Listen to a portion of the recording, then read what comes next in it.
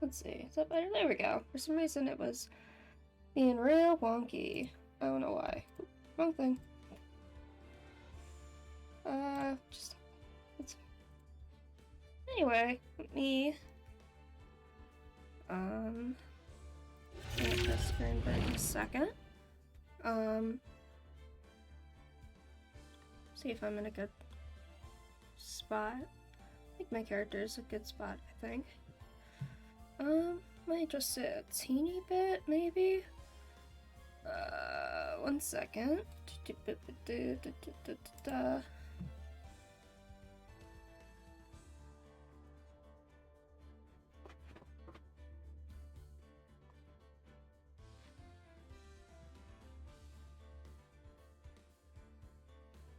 Okay.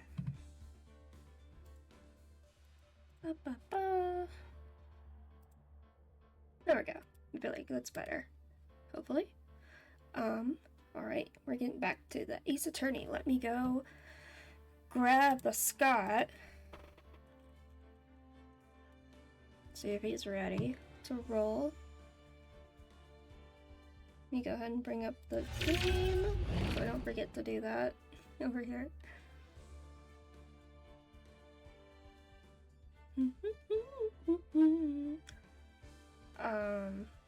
I went back and set it to where it was last time, where no, I can't think. Because we messed up the thing last time where you're supposed to give oh my gosh, what is wrong with me today? Edgeworth. You're supposed to give Edgeworth the whip. So we're gonna do that again, maybe. Okay. Grab the Scott. Hello. Hi. Let's see here. Bring up the game for you. Alright. You ready? Extremely ready. Okay. New game, right? Yes, but first we're gonna go back to this because I went back to where you give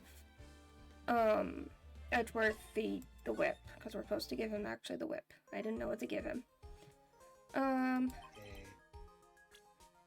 Because I messed that up like an idiot. That's fine. Once your face can suffer. Yeah. What's this? Thank you. It's all thanks to you two. You and her. That is true. She did come save the day in the trial. Since good old Gumshoe hit a light pole or something. She had the detector, the GPS thing. Yep, to find him, yeah. So thanks to her, we were able to find him. With the 3 pieces of evidence. Well, actually, he had 4, but we didn't find out till the very end what that 4th thing was. But it wasn't important to the case or the trial necessarily. Anyway, you and her, you don't need to thank me. I was only doing my job. Okay. Okay.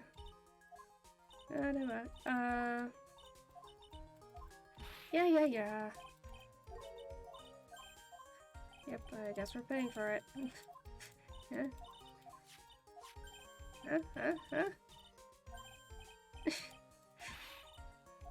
Is it scream, Mr. Nick? Yeah. Why do I suddenly feel like screaming?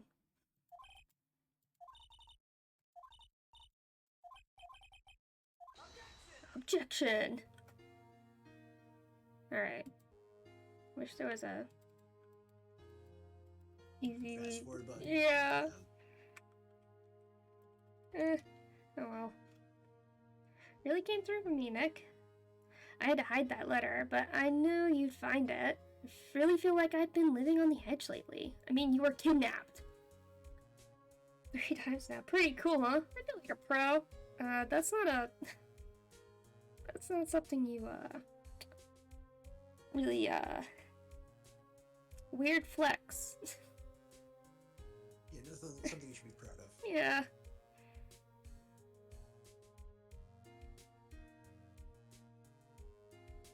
Pearls. Oh my god.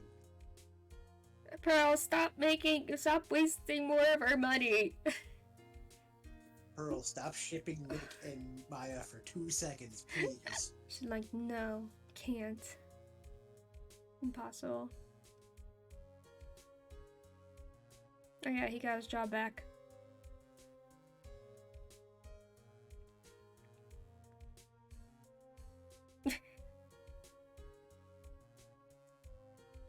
Yeah, this is the only way to live. I'm sure Maya had the same energy. Oh yeah. Escaping death 3 times is great. Yeah, Crashing it's headlong great. into things is the only way to live. Oh yeah, Maggie Bird. She's no longer gonna be a officer. She was our tutorial lady girl that we defended.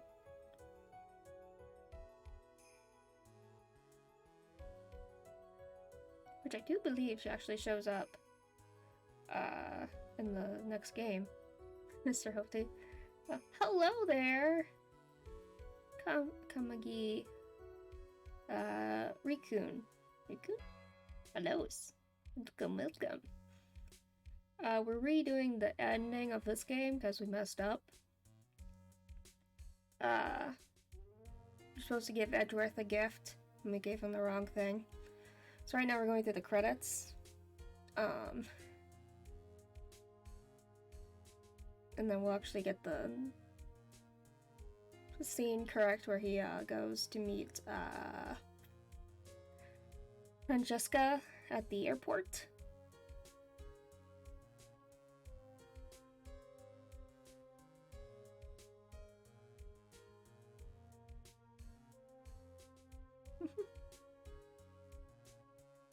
Or Bo. Yeah.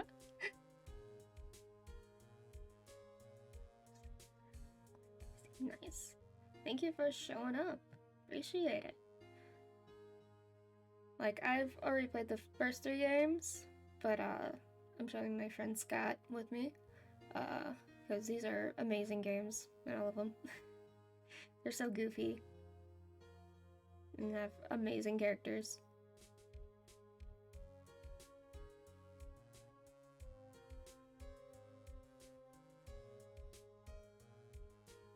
So I definitely don't mind playing the games again. Although I forget a lot of stuff. Yay, thank you for the follow. Thank you. Very much appreciated.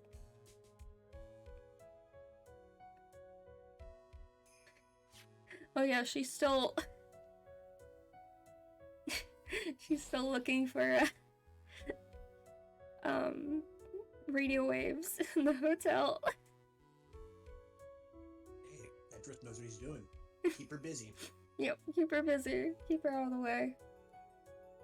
It's just very funny that she's still doing that. Like, they wouldn't forget about me, would they? No, you're hard to forget about. Miss Andrews!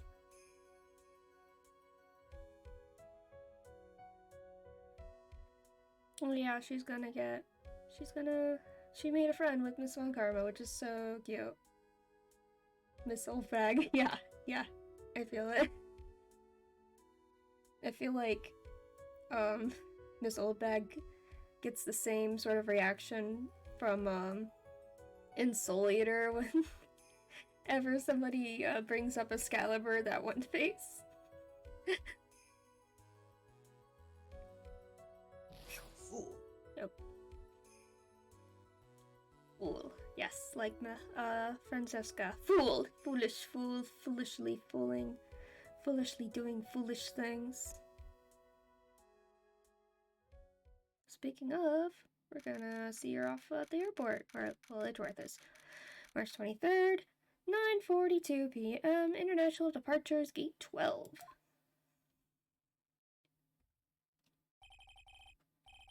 Where are you going, Francesca?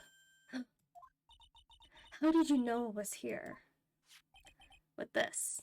she still has his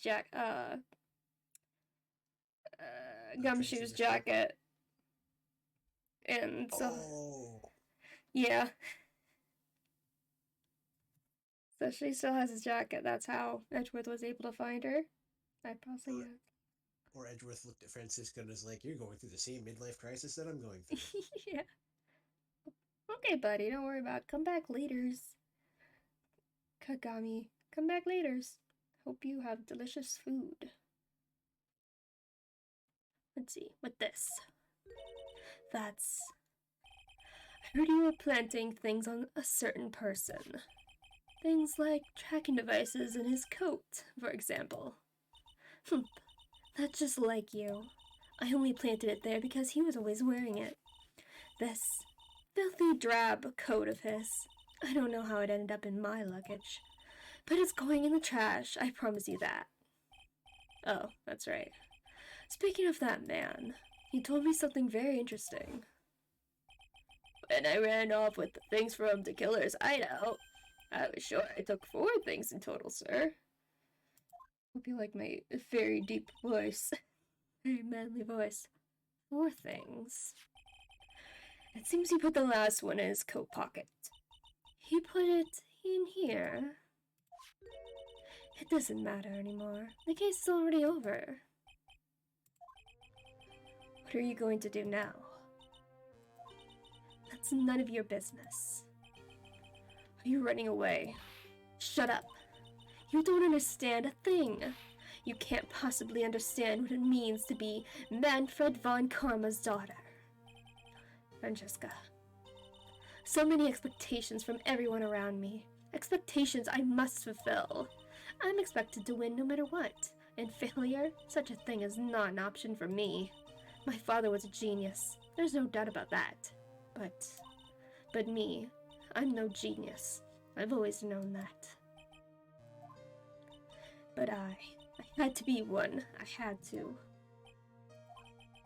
You may not be a genius like your father, but you are a prosecutor. You have been and always will be. No, I'm not. Not anymore. I've even thrown my whip away. Speaking of that, Wright gave me this to hold on to. Right. You knew something like this would happen, didn't you? Nope. It's 2020. Yeah. What are game saves? Right. I'm going to say this again. We prosecutors do not fight for personal honor or pride. I hope you will think deeply about what you should be striking down with that whip. You haven't changed a bit. You've always left me alone and walked on ahead without me, Miles Edgeworth. I've always hated you. And then, finally, my chance to take my revenge on you arrived. If I could win against that man, if I could make Phoenix Wright bow down in defeat, then this girl you left behind would have risen higher than you. That was supposed to be my revenge. Another follower. Yara 18 has followed. Thank you for the follow. Welcome, Yara.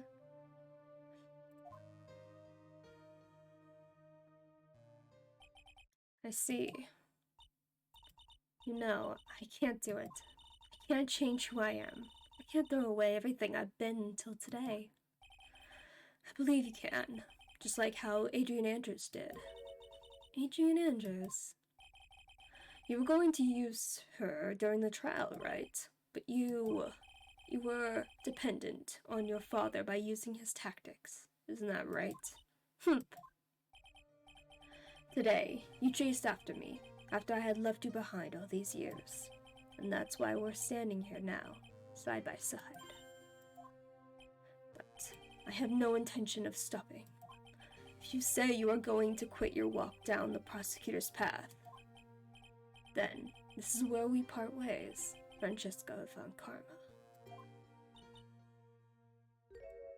No, it's sad. Aww. I am Francesca von Karma. Don't think I'm going to walk in your shadow forever. Our battle begins now. So you had better prepare yourself, Miles Edgeworth. Miles Edgeworth. Miles Edgeworth. He was pretty sharp this time around. Yeah. There we go. Phoenix Wright. One day, someday, I'm sure we'll meet again in battle. Until then, this last piece of evidence that never made it to you, I'll take good care of this for with peace, so I can give it to you when at last we meet again. That last little piece was the drawing that Maya drew when she was when she was a captive. That's actually kind of cool. It's really cute. I love it. Alright. Now we can get started with the third game. After we got that, we did that. Okay. New game.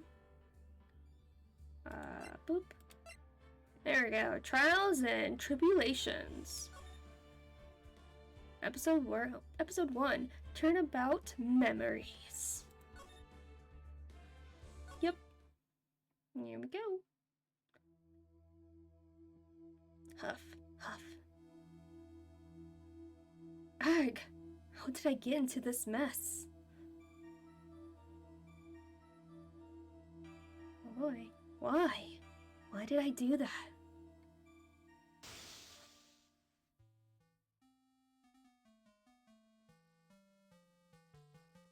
But girl, you shouldn't see her anymore. Hey, it's none of your business. I'm telling you, for your sake, if you continue to see her, it's going to be bad news. You're lying. Just listen to me. There's something you need to know about that girl. Stop it! Don't talk about her like that. Like that.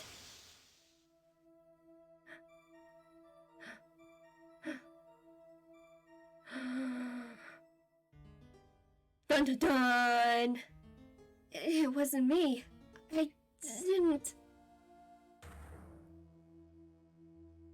didn't do it. Sure. Very innocent looking. 5 years earlier, Maya Fey, second trial. April 11th, 9:40 a.m. District Court, Defendant Lobby, number 3. It's Maya! We're Maya right now. Theo, it's finally time. I'm kind of nervous. Hey. Oh, Mr. Grossberg. Good morning. Ah, Mia. Please calm yourself down. You're going to get yourself arrested for suspicious behavior, you know. What are you talking about? I am relaxed, Mr. Grossberg. Look at me. I'm relaxed. Let go of my lapels. You obviously haven't got the temperament to be a lawyer. I'm so sorry. It's just that I'm so nervous today. Oh, that's right. This is your first time in the big leagues, isn't it? Well, never you fear, my dear. I, Marvin Grossberg, am at your service. Actually, this is my second time in court. Still, you surprised me. With your earnest request last night. Yeah, so she's saying this is her second time in court because the first time happened with the whole thing, with her mother and the SL9 case thing? Yeah, because Maya and Mia testified or something in regards to their mother's predictions or something in that case. Is that right? Yeah, since nobody knew for sure who the killer was, during a certain case, or was it the SL9? Or DL6. That was the right one. Is it DL6 or DSL9? I remember I'm getting them confused. Anyway, having to do with Edgeworth's father, and the police trying to use their mother to, speak with the dead to find out who. Yeah, it was that she was trying to,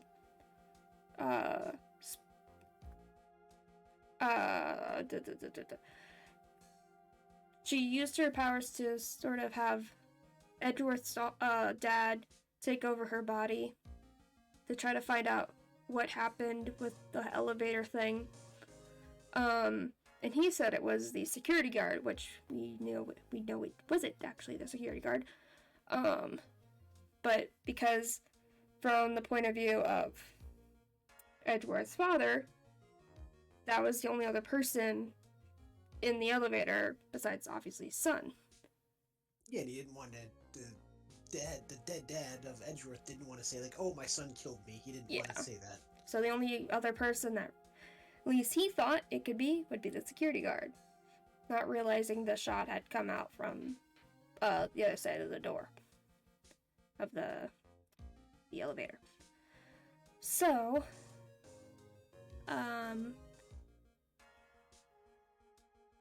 so with the whole thing with her mother, they had gone to court. I don't remember. I don't know. Anyway. Still, you surprised me with your earnest request last night. Let me handle this case, you suddenly said, and quite forcibly, too. I just found out yesterday about the case, I mean. What? And you've already learned all the relevant facts? Well, about that, you see, I mean, of course I have, I think. Oh dear. In any case, don't let your clients see you're nervous, so nervous. You see the poor young man in the pink sweater over there? That's our client. Oh boy. Sniffle. Good morning there, everybody. Good morning. Try to keep smiling, Maya. I just want to say, I'll give it all I've got. Yep, it'll be fine. No prob. Cough. Achoo. Oh, what's wrong? Do you have a cold or something, Mr. War? Actually, it's right. Like the Flying Brothers. People screw it up all the time. And yes, I have a cold. That's what this mask is for. My doc says this way I won't give it to anyone else. Be kind to others, he says. Right, Mr. Wright, you have nothing to fear in court today. If you are truly innocent, I promise I will save you.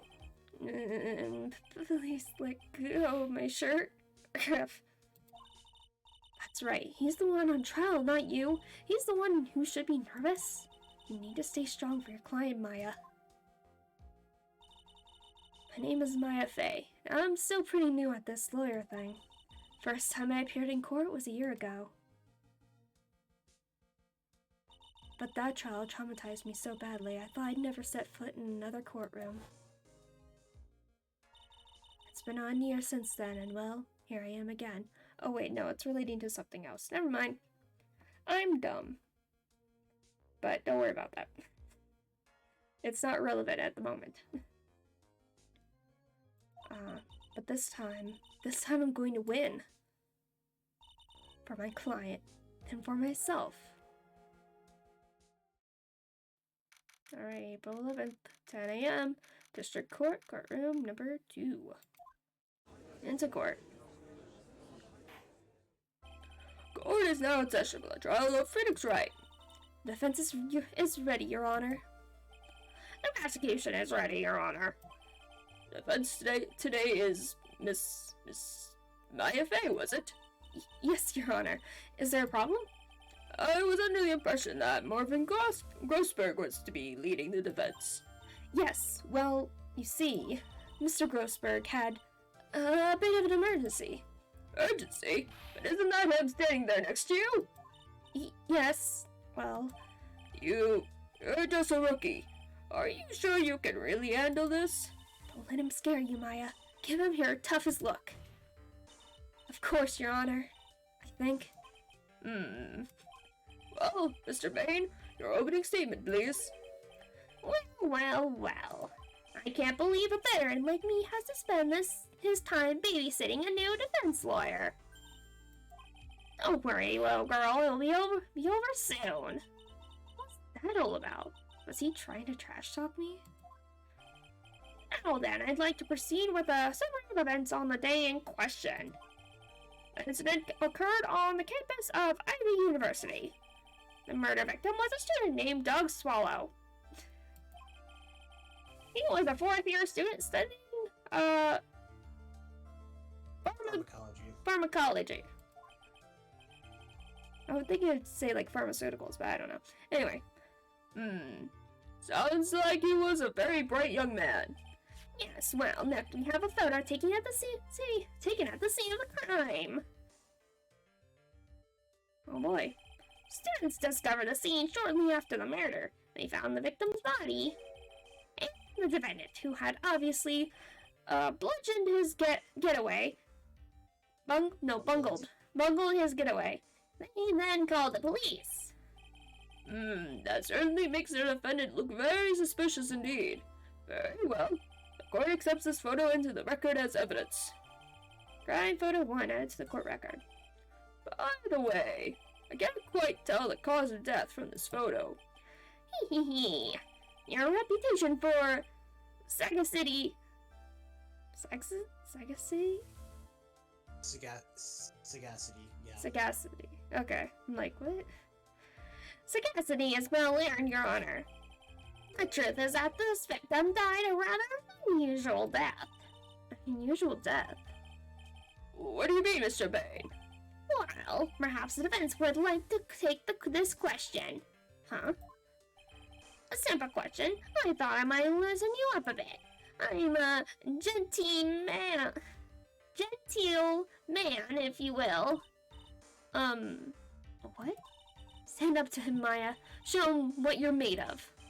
Perfect opportunity. Well, what was it? The cause, go on. Please say you know at least as much. I'm so sorry. I didn't get a chance to read through the whole file. My hemorrhoids are beginning to act up. Now see here. The details of the case are filled under the court record. But you knew that already, didn't you? The court record. I think I can see that by pressing tab. Thanks. Alright. Cause of death was a fatal electric shock. Alright. All the weapons we need can be found in the court record.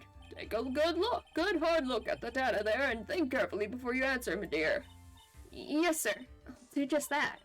I've got to stay calm. I can't let that prosecutor get the better of me. The court record. Okay, let's take a look. I just pressed tab here. Now then, would the attorney for the defense please answer the question? What was the cause of death?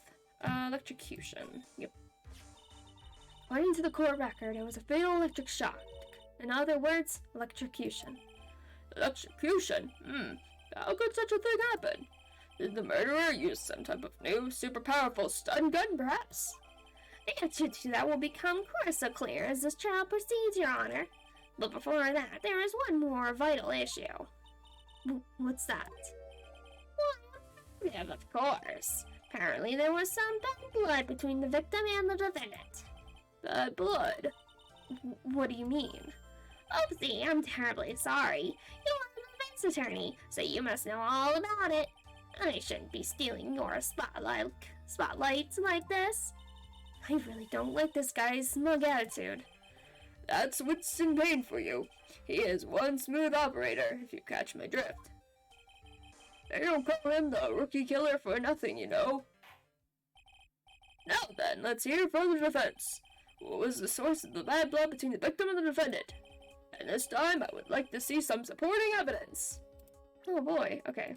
I think probably in the profiles.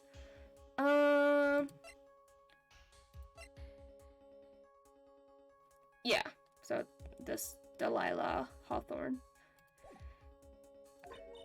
Evidence? Oh, no need to get all worked up over this. As I said, all our weapons can be found in the court record. Find the evidence you need and then shove it into old Graybeard's face. Yes, sir. Into old Graybeard's face. Mr. Grossberg, try to set a better example for the young lady. Maya, the evidence isn't the only thing in the court record. People's profiles are there as well. You can toggle between profiles and evidence with tabs, so be sure to go over it all. Now then, let's see what you got. What was the cause of the bad blood between Phoenix Wright and the victim, which was the girl. The girl. The reason for the bad blood between the two of them was this woman here. Delilah Hawthorne, is it? Very good, Miss Fay. You seem to have picked up on at least this much. This woman is the girlfriend of the defendant, Phoenix Wright. But up until about 8 months ago, she was with the victim, Mr. Swallow. Clearly, she has some part to play in this story. He's done again. Before the cross-examination starts, he's already got the judge thinking like he wants. Very well, Mr. Payne, please call your first witness. If it pleases the court, the prosecution would like to call Mr. Phoenix Wright. What? The defendant himself? Well, Miss Fay? It's fine, after all, Mr. Wright is innocent, right? The defense has no objection. Very well. Court calls Mr. Phoenix Wright to the witness stand. There he is. Witness, please state your name and occupation. Oh, yes, my name is Phoenix Wright. My job is, well, right now I guess I'm a suspect. Oh, no, he means what did you do before you were arrested? Oh, achoo! I was a university student. Mr. Wright, you understand that you are suspected in the death of your fellow student. But I didn't do it. I'm going to tell you. I'm telling you, I was, achoo, cough, achoo. Would the defendant please refrain from passing on his cold to the rest of us? It seems the witness has something he wants to say.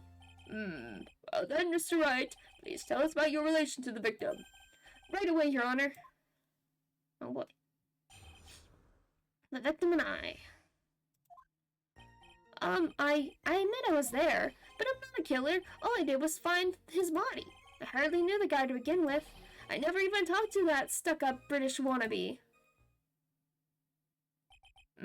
I see. So you hardly knew the victim. Right, like I said, I'm not a killer.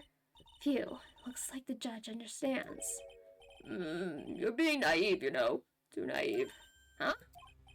Seems like you've forgotten one small thing, young lady. And that would be... This witness still has to undergo something called cross-examination. Cross-examination? He's right, and it's the defense's duty to carry out the cross-examination. The purpose is to determine if a witness' testimony contains any contradictions. Contradictions? If a witness is lying, their statement will conflict with the court record. But Mr. Wright is my client. Even if he is your client, in the court all lies must be struck down. As a lawyer, that is your duty, you see. What does he mean by that? Is he saying that testimony just now? That there was a lie? A contradiction?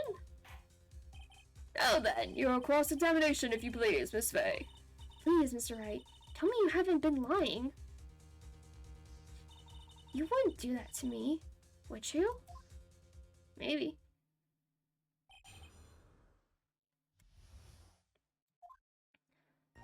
I admit I was there. Okay, hold on.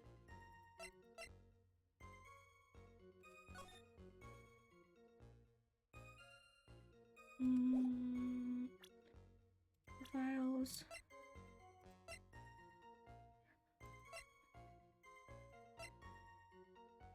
Okay.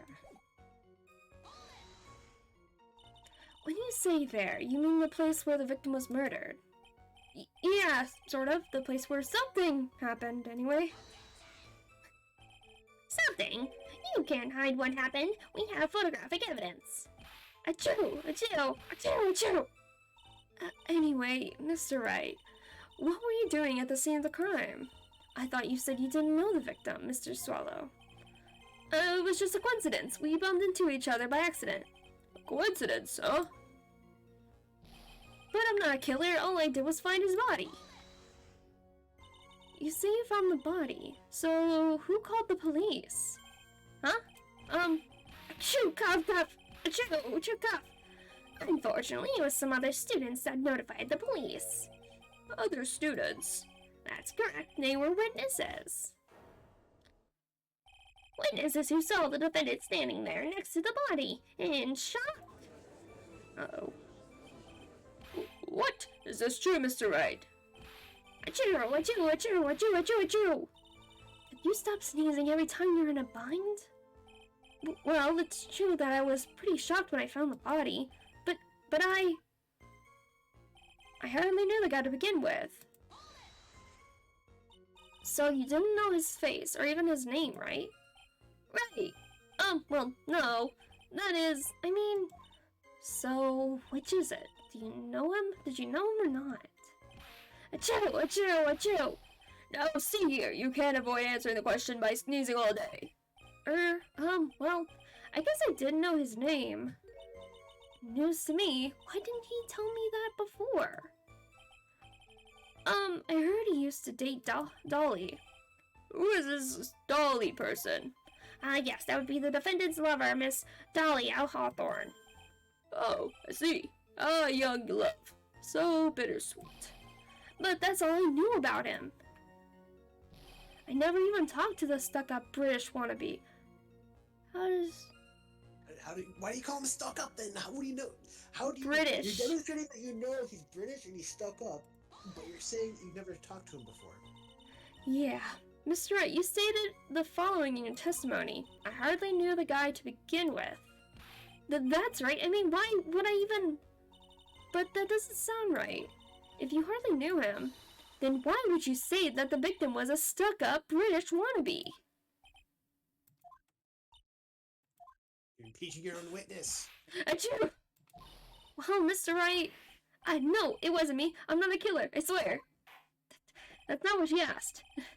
Mr. Wright, I will give you an opportunity to revise your testimony. How is it that you knew the victim was, as you put it, a British wannabe? Yes, well... He was always walking around with a huge Union Jack on the back of his shirt. Okay. Did you see it at the crime scene? The Union Jack, I mean. Yes, that's right. I saw it at the crime scene. That's why I figured he must love British stuff, see? It's true, cross my heart. I'm pretty sure that's not true. I swear I didn't do it. I don't see no Union Jack on the back of his coat here. So... It's true, cross my heart, I swear I didn't do it. He's acting fishier than the salmon I ate last night. May I ask you something, Miss Fay? Yes, Your Honor. What is it now? Who is this person, anyway? This Union Jack fellow? The Union Jack is the name of the United Kingdom's flag. Oh, I see. So you mean like the Stars and Stripes, right?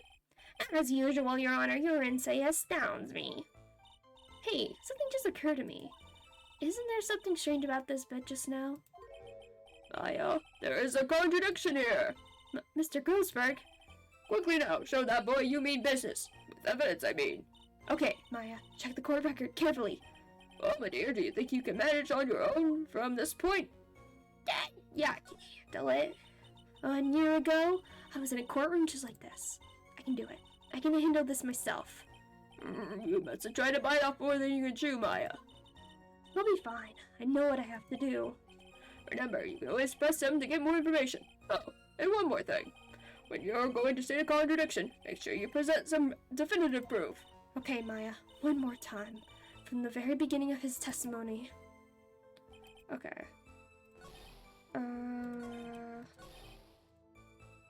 He was always... okay.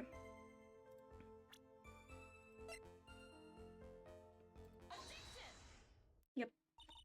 Are you certain you saw the Union Jack? Yeah, I'm sure. It was right there on his back. Miss Fay, is there some point to this line of questioning? Your Honor, please take another look at the crime scene photo. As you can see, there's absolutely nothing on the victim's back. Hey, wait a minute. He's wearing a leather jacket. The Union Jack was on the back of the t-shirt he was wearing. I was under the impression that you accidentally came across the body. But if that was really the case, then you wouldn't know that, would you? You'd have no idea at all he was wearing underneath that jacket. Mr. Wright, you've been lying to me. Uh-oh. Oh, please forgive me. You've made our client cry. Him, but that P on his chest doesn't stand for Phoenix anyways. Can't believe I trusted him. Mr. Wright was all wrong. Hee. That was an impressive bit of cross-examination. Thank you for uncovering the defendant's lies for me. It's quite clear that this man did not simply stumble upon the scene of a crime. Uh-oh. Did I go too far? By the way, Mr. Wright, you seem to have a really bad cold. Have you taken any medicine for it? Yeah, I took some, but... What is the medicine that you took? An over-the-counter brand called Cold Killer X. Yeah, that's right. It kills colds good. Hey, wait a second. How did you know I'm a big fan of Cold Killer X? Would you happen to have that medicine with you right now? Well, actually, I seem to have lost it somewhere. He lost it? Does this even have anything to do with the case? Mr. Wright, shall I tell you where your cold medicine is right now? Huh? Your Honor, I'd like you to take a look at another photo from the crime scene. What's this? In the victim's hand, it's Cold Killer X. Yes, but even I've got a bottle of Cold Killer X in my apartment. I'm sorry, but I'm afraid that argument won't work. There is no doubt as to who this bottle of Cold Killer X belongs to, especially since Mr. Wright's fingerprints are all over it. What? Sensing his murderous intent, Mr. Swallow must have picked up the bottle of medicine, dropped my Mr. Wright, and had it in his hand. His purpose in doing so can only have been to identify his killer as Phoenix Wright. Order in the court. Your Honor, I'd like to present this photo and bottle as evidence. Very well. The court will accept them into the record. Oh boy. Cold Killer X added to the courtroom. Also, the victim's wristwatch was broken. Broken? Yes, it ceased functioning when a large wave of electricity passed through it. Well, Mr. Wright, do you have some kind of explanation for all this? Ugh. This is really bad. Oh my buttocks. My poor hemorrhoids. Can you please stop talking about your hemorrhoids? Please? Okay. What really happened? The truth is, I went because he called me. He was in the pharmacology department, so we agreed to meet at 2:45 behind that building. We talked for a bit, and then at around 3, we split up. Then later, when I went back, I found him lying there. I've been taking Cold Killer X for the last 2 or 3 days, but I lost my bottle of it around lunchtime on the day of the accident. Mr. Wright, that's completely different from the testimony you gave previously. Chew! I'm sorry, Your Honor. I was afraid you wouldn't believe the truth. You'll forgive me if I say I hardly find your current testimony any more credible. Miss Fay, please begin your cross-examination. Oh, please, Mr. Wright, don't tell any more lies. I'll try. Okay. The truth is, I went because he called me. Had you ever met the victim before then? No, never. But that day, he called me up and told me he wanted to talk about Dolly. And this Dolly person is? My, it's kind of embarrassing. She's my, sweetheart. Oop. What? What was that for, Maya? Oh, I'm so sorry. I just felt like slapping something all of a sudden. Maya Hawthorne was also the lover of the murder victim, Doug Swallow. Before she met Mr. Wright, that is. So it was one of those nasty love triangles, I see. He was in the pharmacology department, so we agreed to meet at 2:45 behind that building. Was it Mr. Swallow who indicated you should meet at 2:45? Yeah, and we were both there right on time. So the victim was in the pharmacology department, correct? Yeah, he was studying how to manufacture and improve pharmaceuticals. Everyone called him the alchemist of IVU. An alchemist. See. I gotta admit, it was a little suspicious. He had a whole laboratory and everything. It was filled with chemicals and strange machines that run on high voltage electricity. Oh, how fascinating. He sounds like he was quite an ambitious young man. What do I do? Maybe I should ask him for some more details?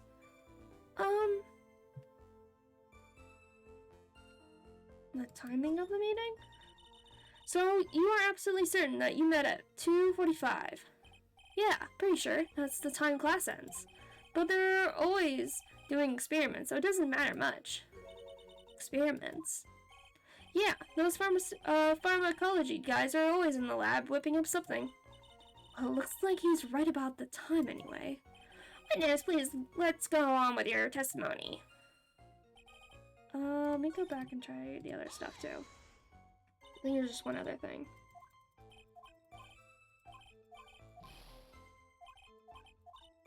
Okay. About the pharmacology department. I was wondering if you could tell us a bit more about the pharmacology department. Well, okay, sure. I don't know all that much though. A little bit earlier in your testimony, you said something interesting. You said the department uses strange machines that run on high voltage electricity. That's right, and they sure look dangerous. They use non-standard voltages, so there are high voltage cables everywhere. High voltage cables? Yeah, there were electrical poles set up all around the building. High voltage cables run overhead around the roof. Finally, I think we're getting somewhere. Okay. We talked for a bit, and then at around 3, we split up. So what was it that you were talking about? You know, achoo, cough. Then maybe we should hang out again sometime. Yeah, right. Hang out again sometime. I wish that were true. Then later, when I went back, I found him lying there. So you say you went back? Yeah, that's when I found the body. Yes, but why did you go back to in the first place? Weren't you angry with him? Well, that's right, I was. Then why, Mr. Wright? Why did you go back there? I thought maybe we could make up.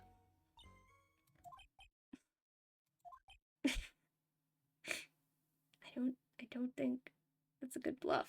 I don't think they're believing it. Achoo! Achoo! Judging by the atmosphere, I'm pretty sure no one is buying this.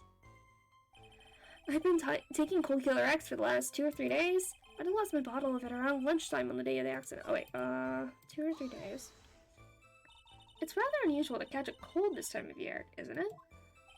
Yeah, I always get a little careless when the weather starts to warm up. I guess I shouldn't sleep with the window open this early in spring, huh? Suppose common sense is not always common. So, did anyone else know that you were taking cold medicine? Well, I always took one after meals, so I'm pretty sure all my friends knew about it. But I lost my bottle around lunchtime.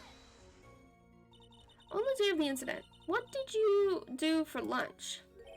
Huh? What does that have to do with anything? You can never be too sure. I always eat with Dolly, just the two of us. Dolly's homemade lunches are just the greatest. Her mini omelets are magically delicious. Ouch. Why did you punch me in the jaw? Oh, I'm so sorry. I just felt like hurting someone all of a sudden. What? Why? I think she just has a reflex that she just really wants to hit our client here, Phoenix, right? For being an idiot. For playing up his relationship with the girlfriend? Yeah! And just being like, yeah. Gives him the motive to kill the person he didn't kill. Or just like, being all lovey-dovey, and it's just like, gross, I don't know. Something like that. Mia's jealous. Possibly, but I don't think she even knows that she's sort of jealous. She's in denial. Fair. She doesn't. It's the thing of she doesn't know it yet. It's just always just reflex already. It's like her body can tell the future. Gotcha. It's a reflex that you have to develop and have now. It's just not like hurting someone all of a sudden. I think that's enough for now. So the defendant and the victim met at approximately the time of his death. And then the defendant returned to the scene for some unknown reason. I'm not entirely convinced that by his explanation about the medicine bottle earlier either. Let me be frank here, Mr. Wright. Your testimony cannot be trusted. What do you mean? Hee. I knew it was too much work for a little girl. However, there is one mystery that still remains. Yes, Your Honor. How the murder was carried out, of course. Just how was the victim electrocuted? I don't believe the murder weapon has been produced yet, correct? Well, that is, you are correct, Your Honor. So how exactly was Mr. Swallow killed? If I could somehow establish how it was done, maybe I could still come out of this mess smelling like a rose. Yeah. Yeah, we know. Your Honor. Yes, Miss Fay? I believe that if we were to piece together everything we've heard up until now, we should be able to solve the mystery of how Mr. Swallow died. That would be the most impressive. Hee. Quite the brash statement coming from a rookie. But even a beginner like you must understand the basic rules of the court, yes? An attorney must be able to substantiate their arguments with evidence. Of course I know that. Actually, I had totally forgotten about that. Now then, Miss Fay, let me see what you've got. Show me how you believe the victim was electrocuted. Can I present that? As for the cause of death, I'd say this picture captures it quite well. What? But there's nothing that even remotely resembles a murder weapon here. I'm afraid the defense is going to have to explain this in a bit more detail. Miss Fay, where exactly is the photo of the murder weapon? This thing right here. Well, naturally, it's right here. That's... What is that? A severed electrical cable, I believe, Your Honor. Remember the testimony we've heard. The machines the pharmacology students use in their experiments require high voltage. And because of that, there are special high voltage cables strung up everywhere. So then the high voltage cable... Yes, the high voltage cable is the cause of death. That is the most likely explanation. That certainly sounds plausible. Well, Mr. Bain, what do you have to say about this? Well, I believe some praise is in order. Don't toy with me, old man. Now, the victim's cause of death may indeed have been a high voltage cable. However, I want you to think about what that really implies. The only one who had the opportunity to use the cable as a murder weapon was the defendant, a Jew. That much is certainly true.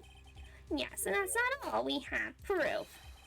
Irrefutable proof that will establish that Mr. Wright was the murderer. You do? Well, what is it?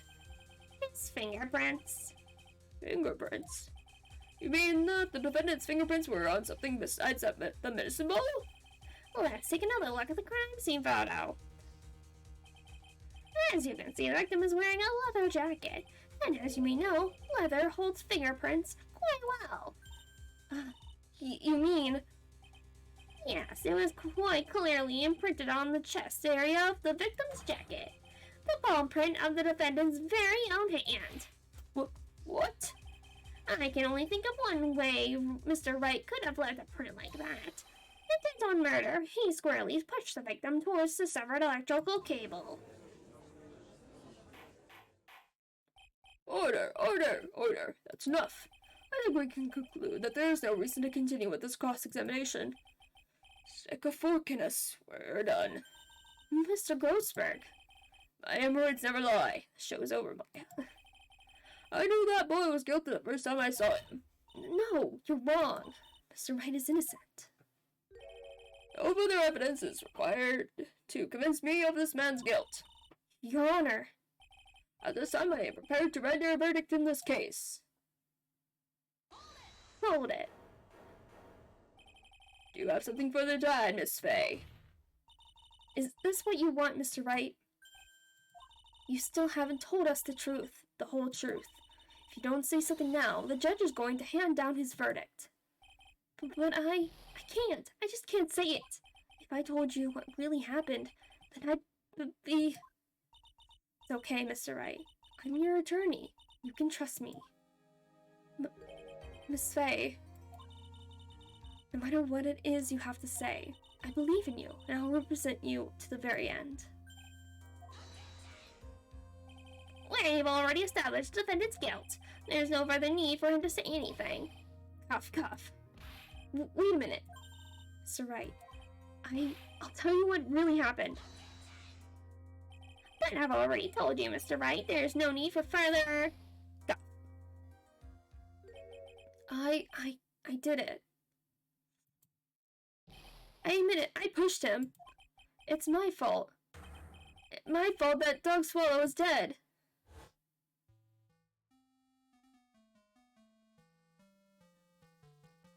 That girl, you shouldn't see her anymore. Hey, that's none of your business. I'm telling you for your sake. If you continue to see her, it's going to be bad news. You're lying. Just listen to me. There's something you need to know about that girl. Just stop it. Just don't talk about her like that. Oh, wait. Ah, that's important, that whole scene.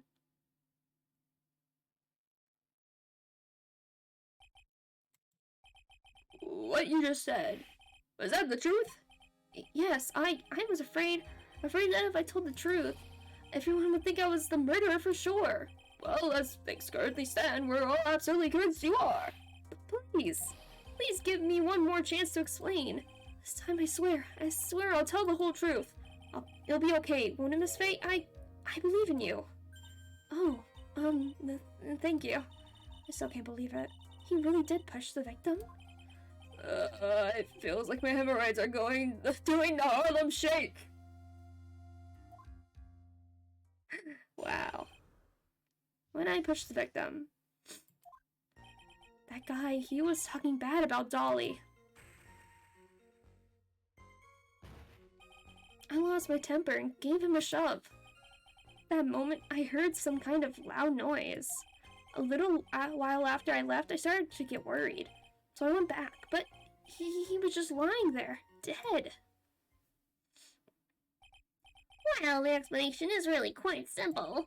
When you pushed him, Mr. Swallow flew back and touched the electrical cable. He died from the shock. And that, as they say, is that. A simple explanation indeed. At the time of the incident, a light rain had been falling. Wet from the rain, the victim was more easily electrocuted. But when I pushed him, there weren't any electrical cables nearby. If there had been something like that, even I would have noticed. That's true. Even a doofus like him couldn't miss that. Jeez. Thanks. Miss Fay, let me warn you right now, if your cross-examination doesn't yield any new facts, I intend to deliver my verdict without further delay. Are we clear on that? Yes, Your Honor. Don't give up, Maya. If he is innocent, there must be some kind of evidence somewhere that will prove it. There is. Because if he pushed him from the front, wouldn't he fall backwards? But he was found dead laying on his front. Correct. So that's inconsistent. That guy, he was talking bad about Dolly. So what kinds of things did Mr. Swallow say to you? He said all sorts of terrible things about Dolly. He said that she was a bad girl. Is that all? Yep. Well, Miss Fay, you heard him yourself. Oh boy, you're not doing yourself any favors here, Mr. Wright. Please don't make this harder for me than it already is. Anyway, after he said that, I lost my temper and gave him a shove. Can you tell me about what happened in a little more detail? That guy, he just said what he wanted to say to me. And then he put on his jacket he was holding and started to leave. That's when I lost my temper and flew into a furious frenzy. You just shoved him. Furious frenzy. Shove.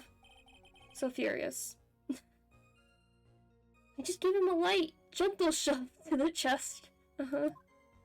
Light, gentle shove to the chest. And when he did that, there were no severed cables anywhere to be seen? Right, there was nothing like that at all. Yes, but it is possible that you merely overlooked it. Well, I guess it's possible. Don't let that guy steamroll over you like cheap asphalt. I believe that's important. What's important here is the moment the push occurred. Let's continue on with the testimony witness. At the moment, I heard some kind of loud noise. A loud noise? And what would you say that loud noise was, Mr. Wright? I'm not sure, but it was really loud. It was like, snap. You know, so come to think of it, I wonder what that was. Hee. Clearly, Your Honor, it was the sound of the victim being electrocuted. You're not qualified to decide that. What should I do? I'm treading on some dangerous ground here. Ask for more details. Mr. Wright, that loud noise you heard may be extremely important, so try to remember what it was.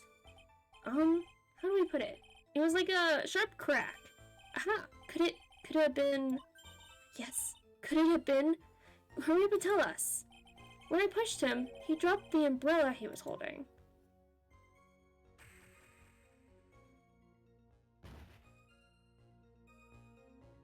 He fell right on top of it, and it broke. Oh, that's the other thing.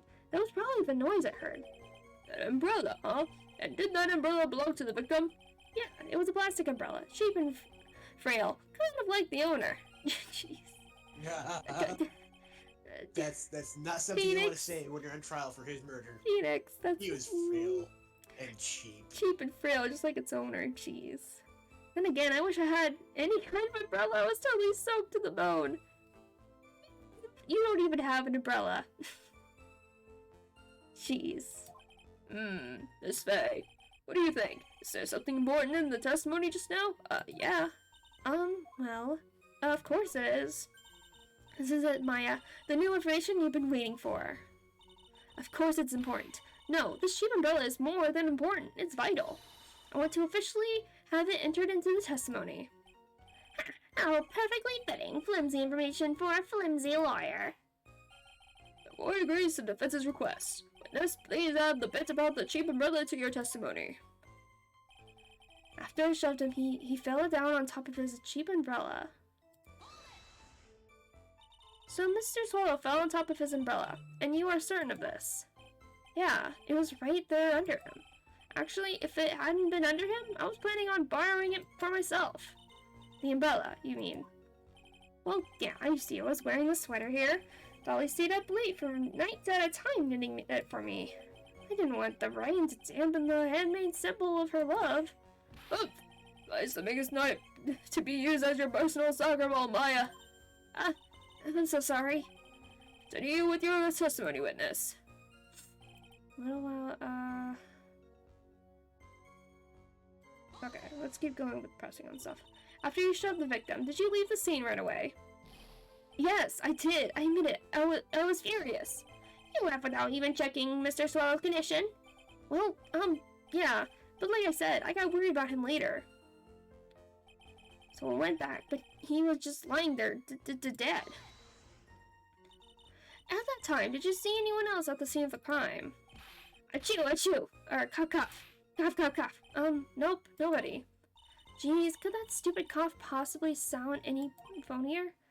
In that case, it's very hard to believe someone else could have been the murderer. Unless we find something that shows his innocence from that testimony, my dear. I'm afraid the judge will make his final decision with no remorse whatsoever. Yes, sir. Right now I need more info. Okay. So let's go. He fell on top of his cheap umbrella. Okay. Fell on top of his cheap umbrella. Oh, wait, I didn't mean to save over that. Oh, well. Whatever. It's fine. Yeah.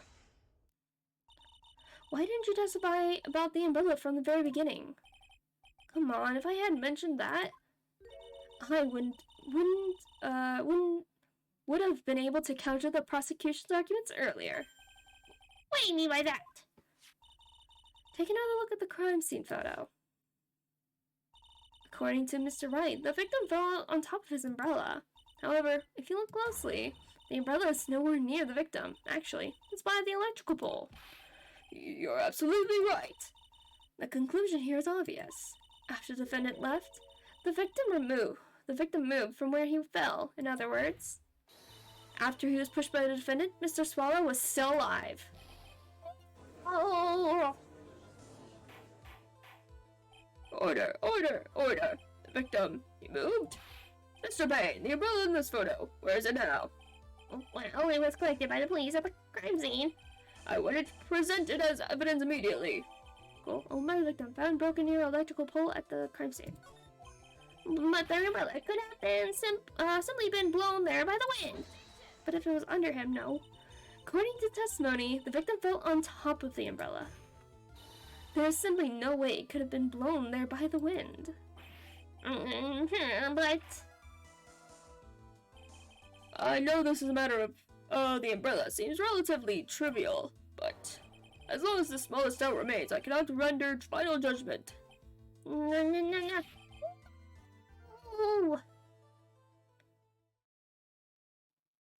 I must say, I still find it hard to believe that a huge hole has been blown in the prosecution's case by the defendant's testimony. Victim... Okay, so that's his testimony. Victim fell on top of his umbrella. There was a loud sound when this happened. Well done, Maya. Mr. Bain, what are you chuckling about? Pardon me, Your Honor. It seems I was expecting too much of a free ride. I was foolish to think I could establish guilt through cross-examination alone. I'm afraid I don't follow what you're saying. Let me guess. You have another witness. Exactly. And this witness's testimony will be uncontrovertible. Is that a real word? Yes. That's such a stupid thing. Yeah, it's a weird word, I agree. Whatever. Well, who is this witness? It's Delilah Hawthorne. Delilah Hawthorne? You don't mean Dolly? I do, Your Honor. The defendant's very own mother is a witness to the whole thing. That's right. She was at the scene of the crime when the murder took place. What? I'm sorry to break the bad news to you, my dear.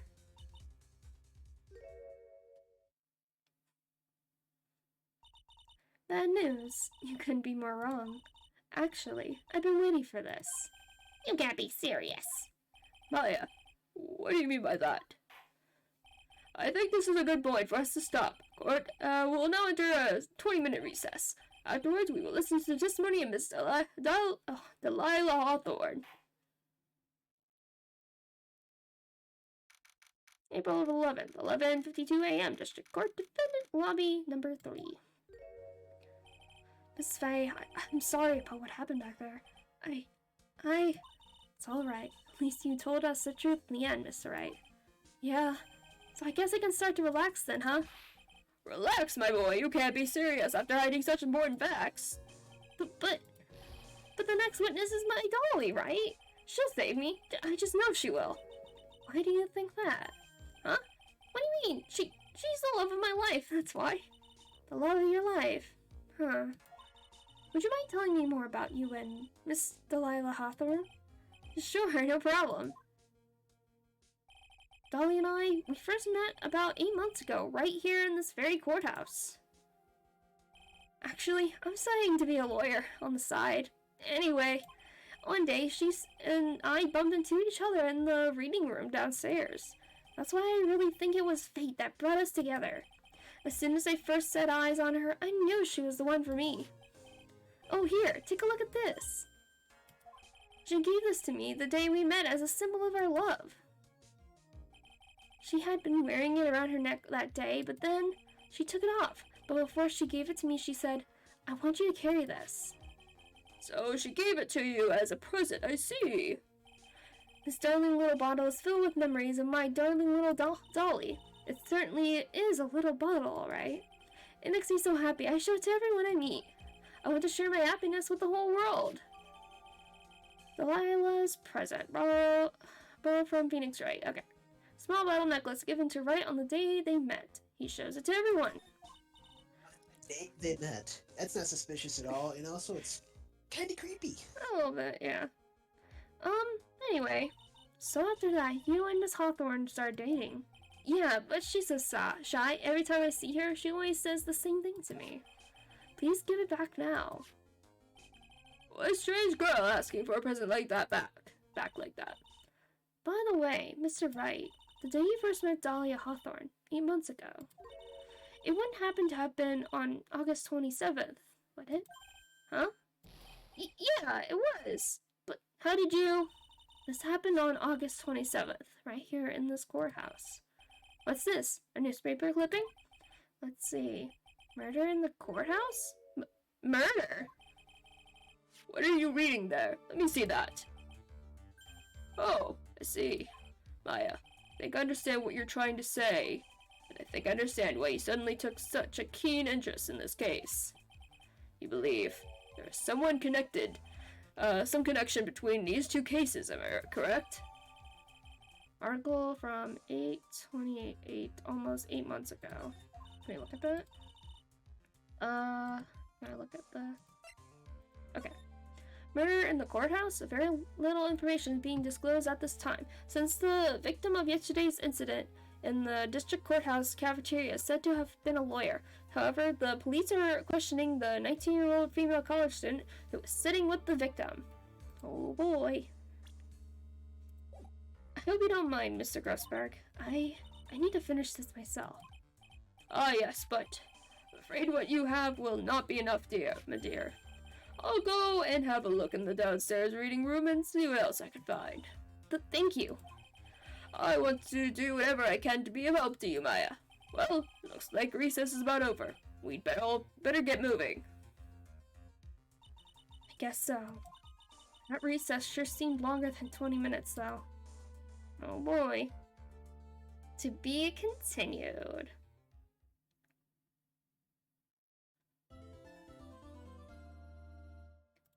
Alright. Let's get back in there and prove Phoenix Wright is innocent. Or else the timeline doesn't make sense at all.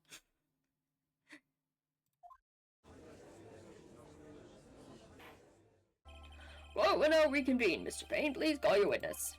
This next person is someone who witnessed the crime as it happened. The prosecution calls Miss Dahlia Hawthorne to the stand.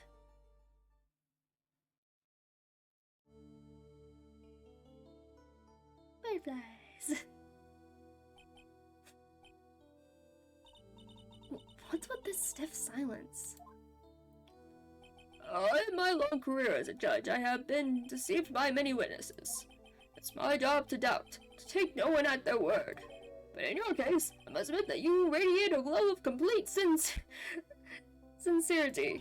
I can't believe you actually said that. Oh, now then, witness, could you please state your name, state your full name? Don't worry, sweetie. There's no need to be nervous. If anyone says anything rude, you can be sure I'll cut them right down to size. And I will bash them with my gavel. I love how they look straight at me when they say that. Thank you for calming my nerves. You were all so nice. I almost feel right at home. Not at all. It was nothing. We may move on now. What is your full name and occupation? My name is Dahlia Hawthorne. I'm a junior in literature at Ivy University. I just want to say, it's an honor for me to be here in your noble presence. The honor is all mine. No, the honor is all mine. Well, you know whose milkshake brings all the boys to the yard. Oh my god, she's not wrong though. Oh my gosh. All these music references. Harlem Shake and... alright. Sir, is there something I can help you with? You just go on and say whatever is on your mind. I'm sure there must be some kind of mistake. Feeny wouldn't kill anyone, I just know it. Yes, yes. I can see why'd you say that. She's going to be a tough witness, alright? It only took her 12 seconds to wrap the mole around her little finger.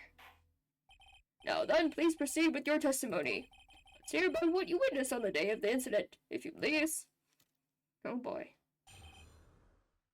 What I witnessed? I had been planning to go back to Feeny's place after the class was over. Feeny and Dougie, they were talking behind the building. Then suddenly, Dougie got all wobbly and just collapsed. That's when Feeny noticed that I was there. I went to go and find some other students, and they called the authorities. I don't know what to say. According to you, Miss Hawthorne, the defendant didn't do anything wrong.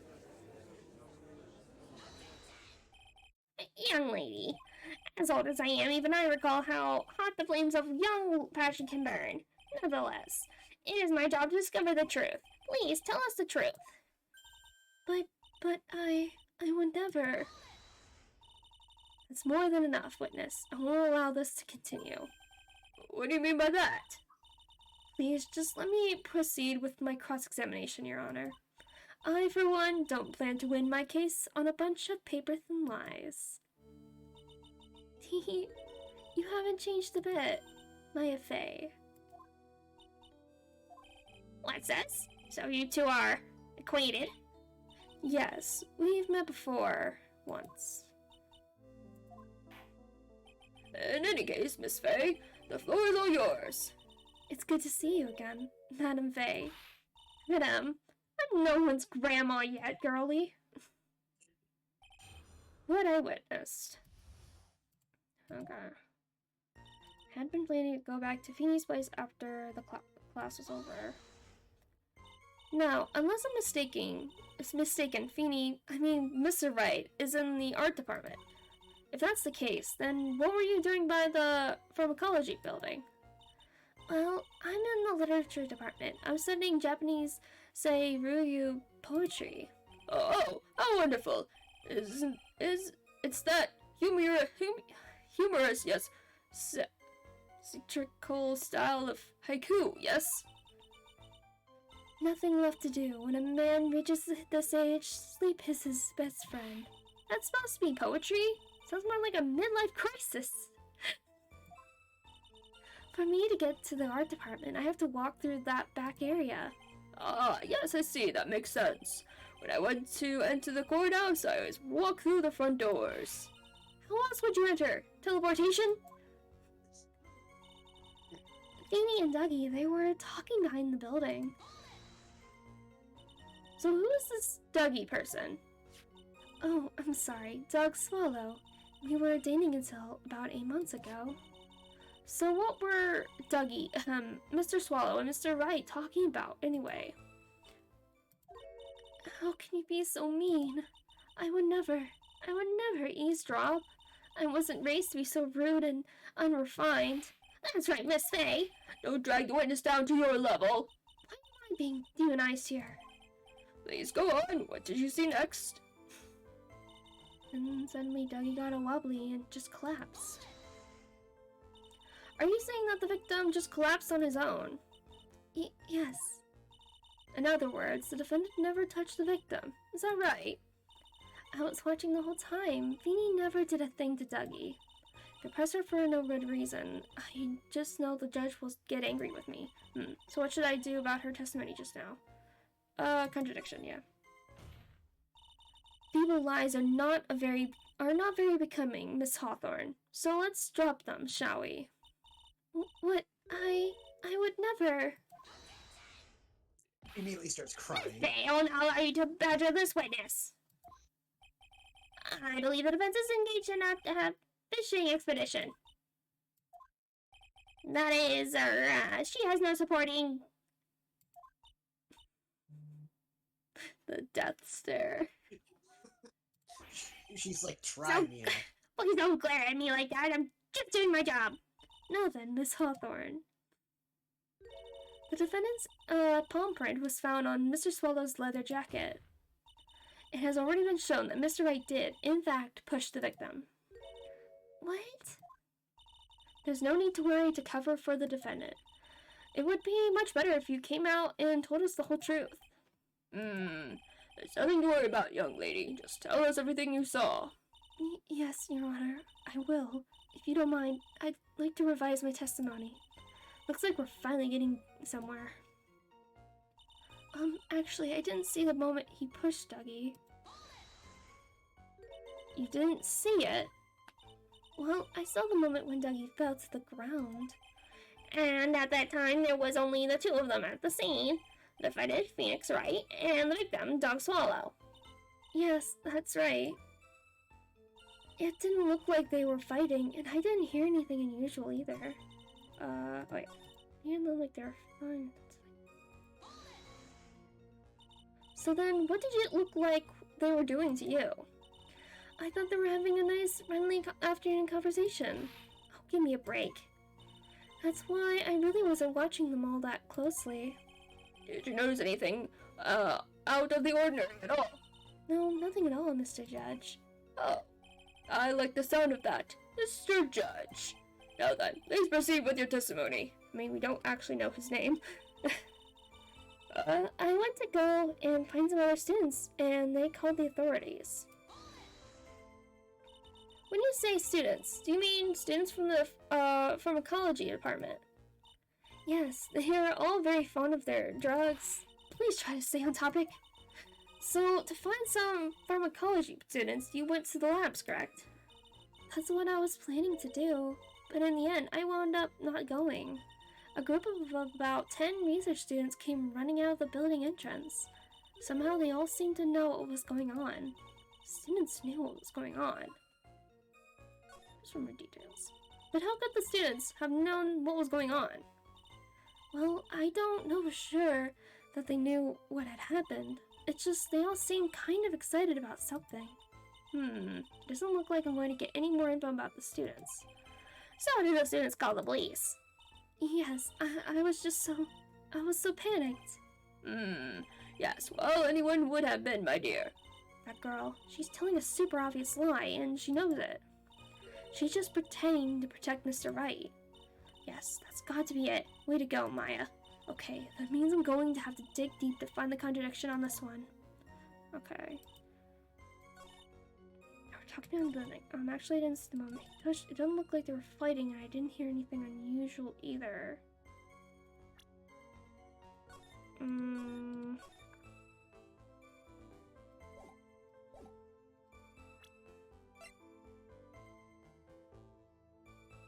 Didn't hear anything unusual either. Yeah. You say you didn't hear anything unusual. Is that correct?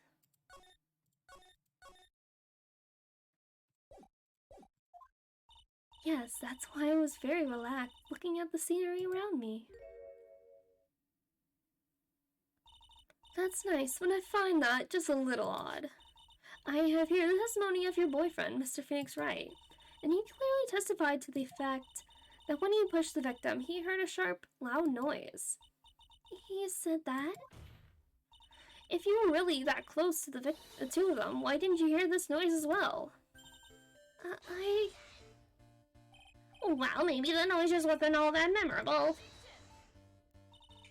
But according to Mr. Wright's testimony, it was a sharp noise like a snap. There's no way a noise like that could fail to make an impression. May I have a moment to answer? By all means. I know the reason why I didn't hear the noise. You see, the truth is, I had my headphones on and I was listening to music at the time. Headphones? You mean that both of your ears were covered? The rain was just beginning to let up, but it seems as though Thor wasn't ready for his fun to come to an end yet. So the sky continued to flash and rumble. Thunder or lightning, huh? Yes, I'm afraid of the sound of thunder, so I put my headphones on to block it out. Hee. Well, Your Honor, as you can see, there wasn't any contradictions in her testimony at all, after all. Wait a sec, Maya. That testimony just now. She said something that could totally change this whole case. Thought there was lightning. Your Honor, there's a problem with the witness's testimony. What do you mean? Didn't you notice? She said there was lightning, correct? Yes? What about it? Well, lightning is actually a large discharge of electricity in the atmosphere. Am I right? Now's not the time for a science lesson, Miss Fay. Yes, Your Honor. Anyway, since the cause of death was electrocution, isn't it possible that the victim died from being hit by a bolt of lightning? Oh, I must admit that the thought had not occurred to me.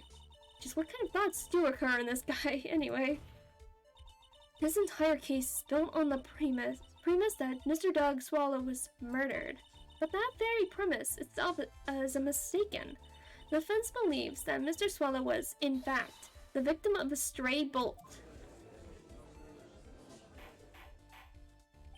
It appears the defense may be onto something.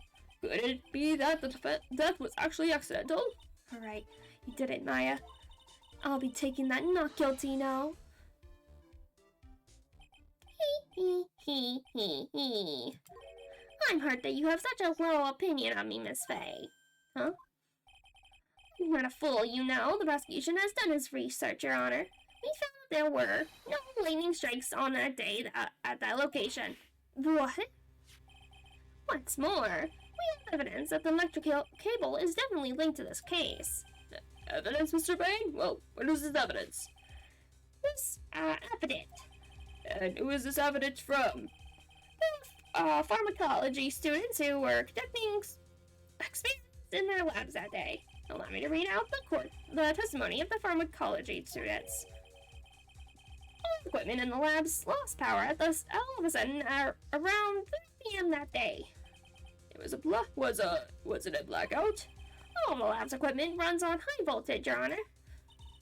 So you're saying the equipment lost power because... Precisely, they lost power because of the severed electrical cable. The power outage occurred at approximately 3 p.m. Which fits with the time of death listed on the autopsy report. Exactly, in other words.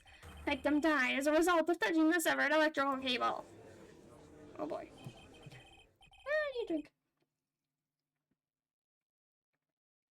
Okay. According to the students, the cables were very old. They were planning on having them replaced in the near future. I see. Apparently the cables had become so brittle that even the smallest bump would have caused them to break. Student testimony adds to the court record. However, there's one thing that troubles me. The cable could have been broken by a small bump. Then it wouldn't have snapped if it hadn't been bumped into, correct? Well, I suppose you could say that.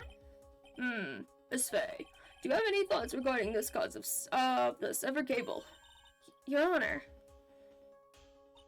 I don't like how this is looking one bit. I have to come up with something to try to regain some momentum. If it pleases the court, the defense would like to state its opinion. Well then, let's hear it. Who or what was it that caused the cable to break? That's a good question.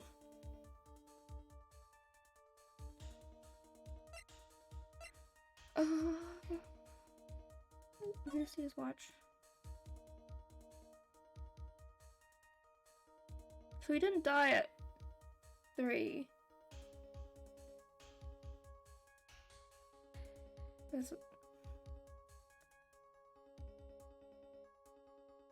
Be a little after 3.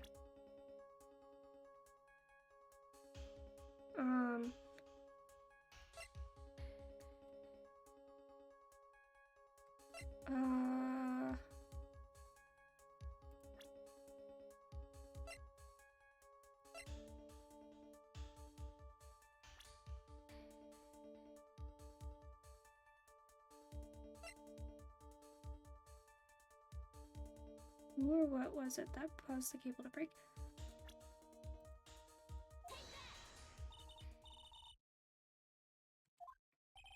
Well, Your Honor. No?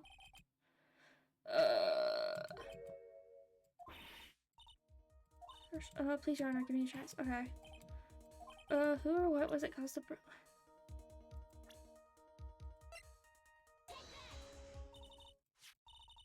Please, Your Honor, please think back to Mr. Wright's testimony. The defendant said testimony? He said that after he pushed the victim, he heard a loud, sharp noise. Now, this happened at around 3 p.m., correct? Yes, that sounds right. Wait, are you saying that? The lab equipment lost power at 2:55 p.m., which fits right in Mr. Wright's timeline. In other words, it was Mr. Wright's shove that caused the power outage. Yes, the prosecution also came to that same conclusion, and it was that very shove that caused Mr. Swallow to be electrocuted. I'm afraid I can't agree with you there, Mr. Payne. Oh, what's that supposed to mean? Take a good look at where the victim landed after being shoved. See the umbrella? It's by the electrical pole. That's right. The victim banged into the pole as a result of being pushed. It was that impact that caused the cable to break. Well, that makes sense, and the victim was electrocuted. I'm sorry, Your Honor, but no, it doesn't make sense at all. If the victim was shoved into the far pole, then he couldn't have been electrocuted by this severed cable in the foreground here. In other words, someone other than my client must have electrocuted the victim. Oh, shoot, boy. Oh, order in the court. The lamentations of my enemy. How I've longed to hear them. It's true, the defense is absolutely correct. There doesn't seem to be any way the defendant could have done it. Mr. Judge, sure, sir? May I say something? The Madame Attorney's explanation, she said some things that are a little different than I remember them. What the? Please, just once more. May I please testify one more last time? Please, Mr. Judge? Of course it's alright. Just go right ahead and give your new testimony. This is it. Don't question it at all. Yeah. She's finally starting to show her true colors. Holy shit, boy. What I witnessed, part 2. Truth is, Feeny pushed him twice. First time was into the electrical pole. That's when the cable broke. Then Dougie tried his best to run away from him, but Feeny caught up and crashed into him from behind. The cable snapping and Dougie being electrocuted, it all occurred in less than a minute. So after being shoved, the victim got up and tried to run away. And then is when the defendant pushed him for the second time. I'm so sorry, Feeny, but I just have to tell the truth.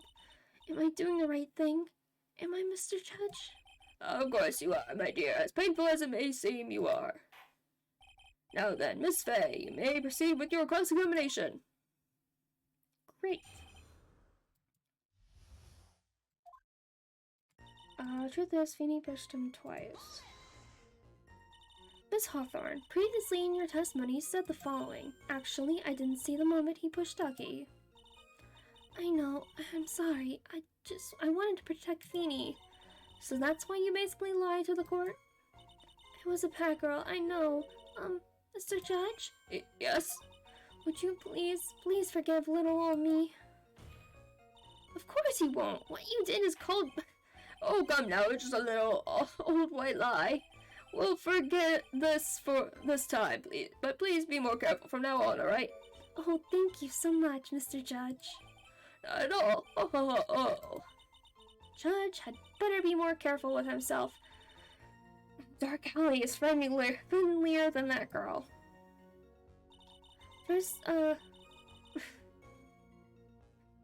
I just got an achievement called, Beware Your Honor. Alright, the first time was into the electrical pole, and that's when the cable broke. You're saying you actually saw the victim get pushed into the electrical pole? I know he doesn't look like it, but Feeny can be a bit of a imp when he wants to be. Oh, really? But I never imagined that he would cause an electrical cable to break. Feeny really is scary when he gets mad. Yes, he sounds like a very dangerous individual indeed. Yeah. Real Yeah, this dangerous dude. looking. Oh yeah. Here he is. Alright. Dangerous thing about him is he might get his cold. Yeah. Uh. Then Ducky tried his best to run away from him. So let me get this straight. You were happily listening to your music on your headphones while you watched the scene unfold? I mean... Miss Faye, I'll have to ask you to stop badgering the witness. I wasn't happy. I was so scared that I couldn't even move. All I could do was stand there and cheer them on. Cheer them on? What do you mean by that? Well, I wish the best for them both, and they would each give the fight their all. That's very sweet of you to be so supportive. Oh my. No, it's not. And what happened after that? Feeny got up with and crashed to him from behind. That doesn't sound quite right. There were handprints found on the chest of the victim's leather jacket. Mr. Payne, were there also prints found on the back of his leather jacket? No, there weren't. Madam Faye, may I suggest that you listen a little more carefully? I said that he crashed into him from behind, right? But Feeny wouldn't leave any prints behind in that case, would he? Cable snapped and Dougie being electrocuted all occurred in less than a minute. Don't think that's correct. Did you actually witness the moment the victim was electrocuted? I'm sorry, I didn't actually see it. I turned my eyes away. That's understandable. Yes, indeed, it would have been a horrific sight for anyone to behold. If I don't figure out the contradiction here, it's all over. She didn't have much time to come up with her lie, so this is my best chance. There must be a hole in her testimony somewhere. Think, Maya. Think of the last part. It occurred less than a minute. Don't think A that's... fraction of a second. For somebody to get electrocuted, it's like instantaneous. Yeah, I think... Yeah, his watch. Because it showed right when he got electrocuted. That's enough witness. I'm afraid I don't understand. You will in a minute. Could you please take a look at this picture? Oh, that medicine. That's the one Feeny likes to take for his cold. It's not the medicine I want you to look at.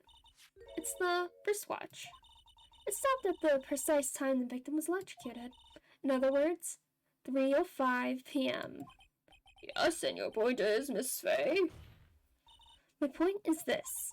What time was it when the lab suffered that power outage due to the cable snapping? Well, according to the student testimony, the answer is clear. It was 2:55 p.m. Would you care to explain to the court, Miss Delilah Hawthorne, what exactly happened during this 10-minute interval? The defense proposes that it was during this internal interval that the real murderer killed Mr. Doug Swallow. Order in the court. What is this all about? There's nonsense. The real murderer. Even you can't deny that the time between the cable breaking and the electrocution are completely unaccounted for. Then who was it? Who else are you saying could have done it? You know, the witness, as usual. Yeah, right? There's only one person who could have murdered Mr. Swallow. Only after my client had left the scene. Was there a window of opportunity for the real killer? Miss Faye, is the defense ready to indict someone as this real killer? Yep. It's finally time. This is the moment I've been waiting for. Yes, Your Honor, we are ready. Very well, but remember, if you accuse the wrong person, you will be penalized. Think very carefully before you speak, Miss Faye. Now then, Miss Faye, let's have it. Who is the real killer? The witness. Can only have been you, Delilah Hawthorne. What? How can you? What am I just grasping at straws? 10 minutes passed between the time the cable broke and the time of the electrocution. What exactly were you doing that whole time, Miss Hawthorne? Were you really listening to some music while cheering them both on as they fought? I find it hard to believe that you didn't lift a finger to stop the men dearest to you. Order, Miss Fay. What, this is to say... Miss Hawthorne, I believe you did witness the two men fighting on that day. However, after Mr. Wright pushed the victim and subsequently left the scene, it was you who pushed Mr. Swallow to his death by your very own hands. How can you say something so mean, Madam Fay? I didn't do anything. Miss Fay, this is a very serious charge you are. Oh. Your Honor. But please, I have something I want to say. Achoo. You? What is it? Please strike everything the defense said just now from the record. What the? Are you daft? You're totally wrong, Miss Fay. Dolly, she couldn't do something like that. Say love is blind. Oh yeah, very blind. Mr. Wright, get back in your seat. Bailiff, grab that man. Achoo, leave my Dolly alone. Achoo, cough.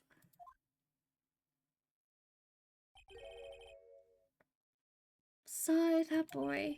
Sigh that boy. He's got himself in way over his head. Oh, Mr. Grossberg, you're back. Seems to have arrived just in the nick of time. I found the police report on that incident in your newspaper clipping. Hooray. Thank you so much. This is exactly what I was hoping for. Can you read it real quick? Okay. Incident overview. Location, District Courthouse, Cafeteria, date and time, August 27th, 4 p.m. Victim, Diego Armando, age 28, occupation lawyer. Suspect, Delia Hawthorne, age 19.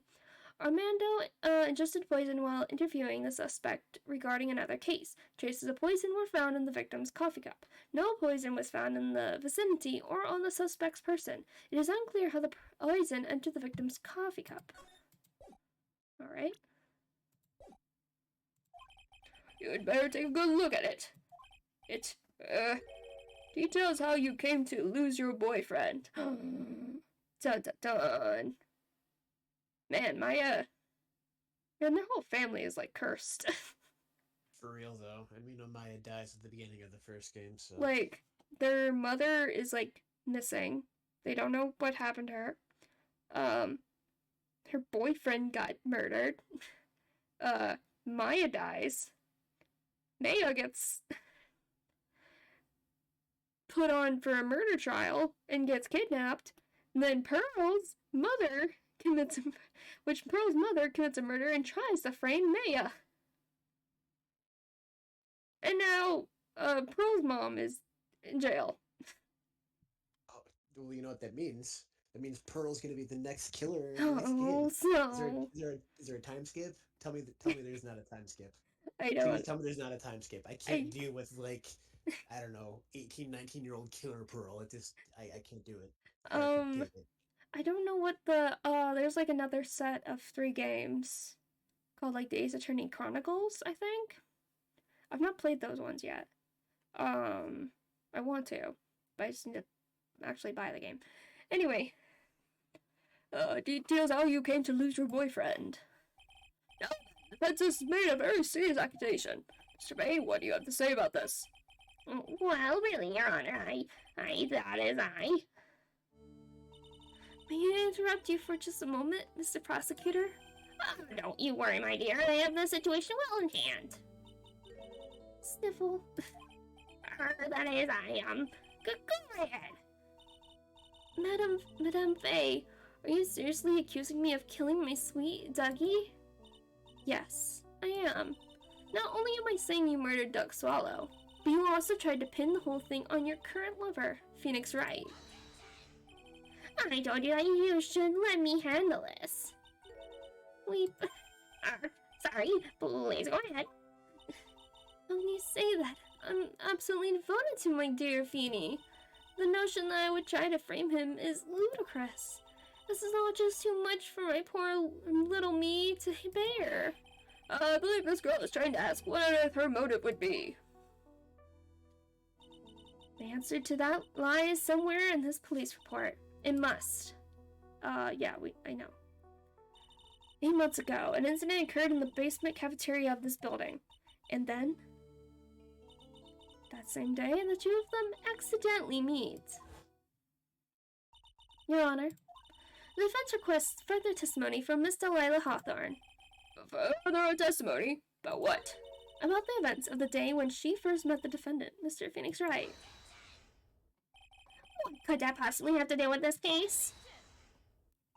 The witness claims that she has no reason to frame the defendant. Am I correct? Well, I have evidence that suggests that she, in fact, had a very good reason. Very well then. The court grants the defense's request. Young lady, would you mind staying on for just a bit longer? Of course not, Mr. Judge. Get ready for the battle of your life, Delilah Hawthorne. Oh, snap.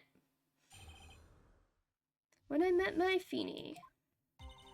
I first met my darling Feeny 8 months ago. It's like we were destined to meet in this very courthouse's basement reading room.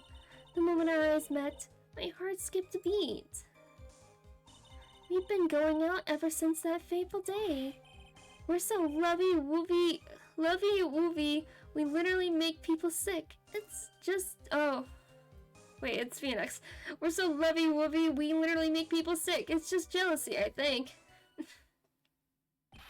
Mr. Wright, do that again and you will be held in contempt of court. Now we enter the final act of our little drama. As we used to say in the days of my youth, go get her.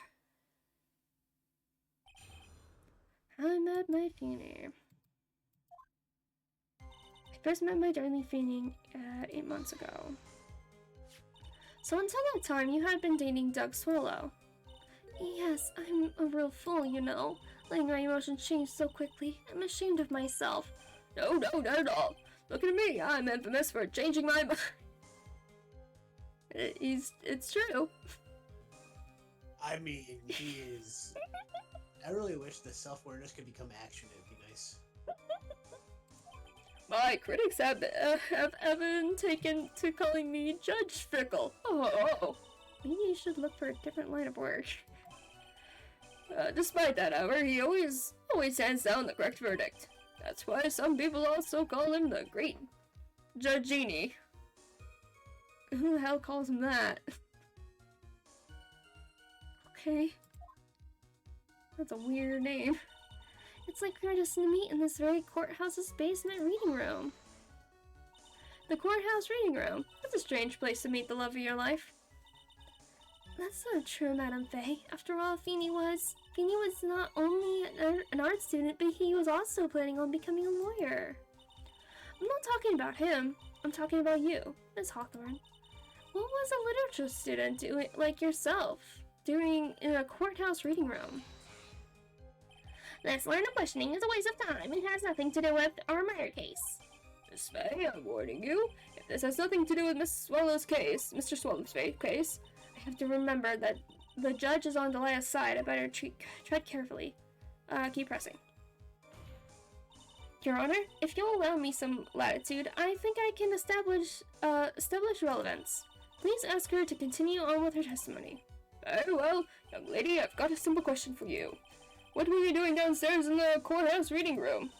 If it pleases your Honor, the answer is simply this. I had come to this courthouse to do some research for a paper I was writing. That's a big fat lie. I'm a goddamn liar. And also a murderer.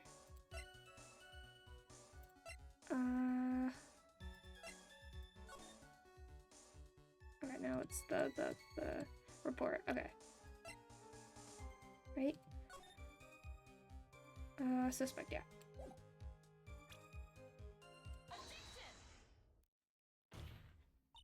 Miss Hawthorne, you weren't here because of your research paper, were you? Didn't you actually come here for a much more important reason? What is the meaning of that cocky smile on your face, Miss Faye? 8 months ago, right here, in this very courthouse, there was another tragedy. Another tragedy? You mean the incident in which an attorney was poisoned? The name of the suspect in that incident is listed here in this report, and that name is Delilah Hawthorne. Why? Delilah Hawthorne? Yes, the sweetie pie of everyone's eye, Miss Delilah Hawthorne. She was the prime suspect in a criminal case just 8 months ago. Cass. Is that how they ran into each other? Yep. But there's also a lot more reasoning with this stuff. Anyway. Order. This is unbelievable.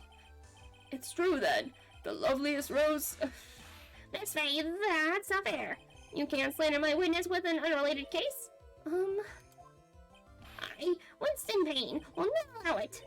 Mr. Prosecutor, I believe I was speaking? Pardon me, go ahead. It's true that about 8 months ago, the police expressed some interest in me. Expressed some interest, huh? Mr. Judge, sir, I know I'm under oath, so I'll tell you the absolute truth. I did not commit the crime that occurred during that incident 8 months ago. I see. Okay, I've tied the two crimes together. Now I've just got to stay on the offense. Well done, Naya. Oh, you actually lit a fire in my heart and my buttocks. I can hardly tell which is more inflamed, my spirit or my hemorrhoids. Oh my god, we didn't need to know how you're inflamed, okay? You need to go to a doctor, sir. This sounds very serious. At the very least, just stop sharing. Yes. Just go see a doctor. Get it fixed. Just go get it fixed. No poisoning. I met the lawyer who was poisoned to discuss something in the cafeteria that day. I left my seat for just a moment, and that's when it happened. From what I heard, it was a liquid poison that is lethal at just 2 teaspoons. Not only that, I heard it was a very special kind of poison. So you see, I'm innocent. I wouldn't even know where to get a poison like that. So that's what happened here 8 months ago. However, as you heard from the witness's testimony, she had nothing to do with it. I think the defense is just about out of tricks. I'm terribly sorry, Mr. Payne, but I'm afraid the defense has many more tricks up its sleeve today, and I'll be sure to show them to you before the end of this cross-examination. Why does the defense suddenly feel stronger? Maya, you're glowing with a true lawyer's aura, my dear. That proud posture and self-confidence, absolutely smashing. The poisoning. Okay. I met the lawyer who was poisoned discussed some in the cafeteria that day. What were you talking about with the defense attorney? Well, I'm sorry, but that's confidential. According to the report, you were being interviewed regarding another case. The lawyer that was killed. He said he wanted to talk about an incident I was caught up in when I was younger. Why don't you tell us all about what that incident was? That has absolutely nothing at all to do with this case. Objection sustained. The defense question is stricken from the record. You get involved in a lot of incidents, don't you, Miss Hawthorne? Well, I guess I just was born under a bad sign. Don't worry, Dolly, I'll protect you. You are the man. Now that is true love, young lady. Oh, Feeny, please. Gag, those two really are making me ill. Albeit for decidedly different reasons. I left my seat for just a moment, and that's when it happened.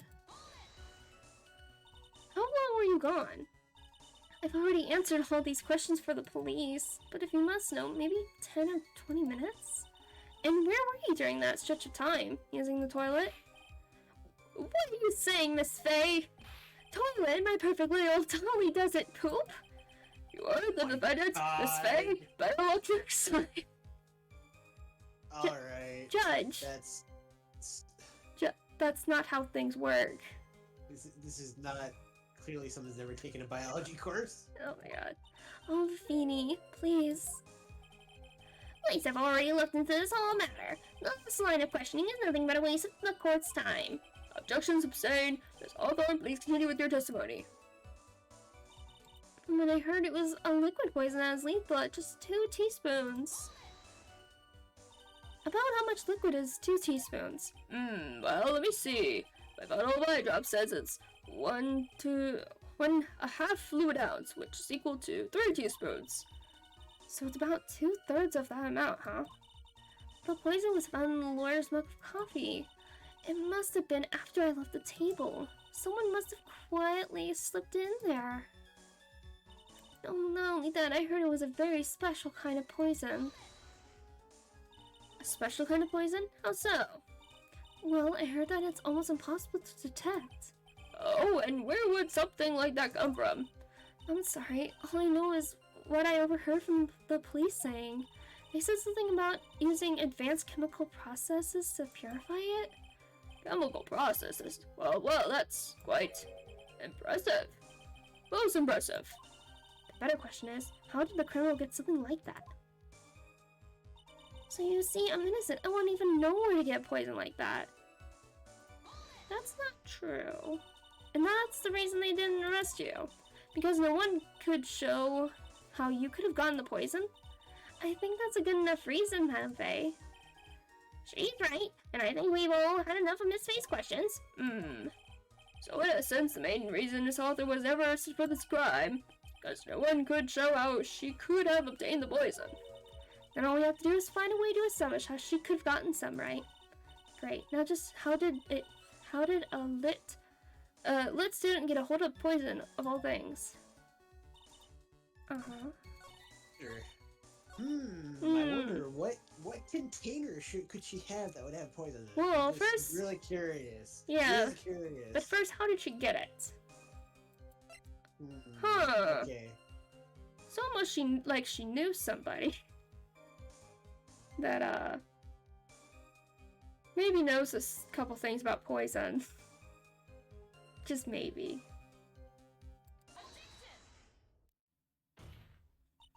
You wouldn't know how to get that kind of poison. I don't believe you. What? In fact, you had easy access to that kind of poison, didn't you? At your boyfriend's lab. Boyfriend? You mean the victim, Doug Swallow? That's right. Up until 8 months ago, Miss Hawthorne was dating Mr. Swallow. And if you will recall, Mr. Swallow was a pharmacology student at Ivy University. Pharmacology? His laboratory contained highly advanced chemistry equipment. Ugh. In fact, without such equipment, the culprit could never have obtained such a rare and special poison. Well, Miss Hawthorne, it seems you had access to such a poison after all. And then, it was a matter of slipping it into the victim's coffee when he wasn't looking. The only person who could have done that was the one sitting at his very table, you. No! Order! Could it be? That's nothing but a baseless... May I say something, Madame Faye? What is it, Miss Hawthorne? The amount of poison in the coffee was 2 teaspoons, correct? In order to carry that much liquid, you would need some kind of container. Well, yes, that's true. I was searched immediately after the incident took place. Quite true. In fact, the entire courthouse was turned upside down. But they didn't find a suspicious container anywhere, did they? She's right. They even mentioned that in the report. Well, you could have easily gotten rid of something like that small. Excuse me, madam, but this is a court of law. If you're saying I threw the poison container away, I think you need to show some kind of proof. But proof? She got me good with that. Provide some evidence, or after this, allow this line of questioning, Miss Faye. Unless we can come up with some evidence, we're going to lose this lead. Police conducted a full-body search of Delilah and of the entire courthouse, and yet the container holding the poison disappeared right after the crime occurred. If you're going to accuse a young lady of committing the murder, then where's the container the poison was carried in? What happened to it? You were forced to get rid of the container in a hurry, weren't you? And that's why you passed it on to someone that had nothing to do with the case. Someone that you knew wouldn't be searched. Who is this person? Mr. Phoenix Wright, of course. So the defendant was this witness's accomplice? Of course not. She knew the poisoned him, disguised as a present. What? But that's... That's a charming little necklace. Is this a little bottle? It's really quite cute. So what about it? What does it mean, Miss Fay? The day the witness met and fell for Mr. Phoenix Wright was 8 months ago, August 27th, the very same day as the poisoning incident. Under the pretense of love, the witness gave my client a present. And all for the purpose of hiding the one piece of evidence that would give her away. What? Are you saying there's a deadly poison in here? No, there's no longer any poison in that bottle. However, I'm certain if the crime lab were to analyze it, they would find a trace amount.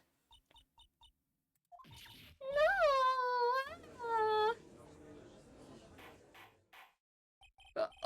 Order in the court. Oh. On behalf of Dolly, I object. Mr. Wright, control yourself. I wouldn't let you bully her like this. Mr. Wright, I thought I told you to stay in your seat. Mr. Wright, why? Why are you going through so much trouble to protect her? Why? But because I'm madly in love with her.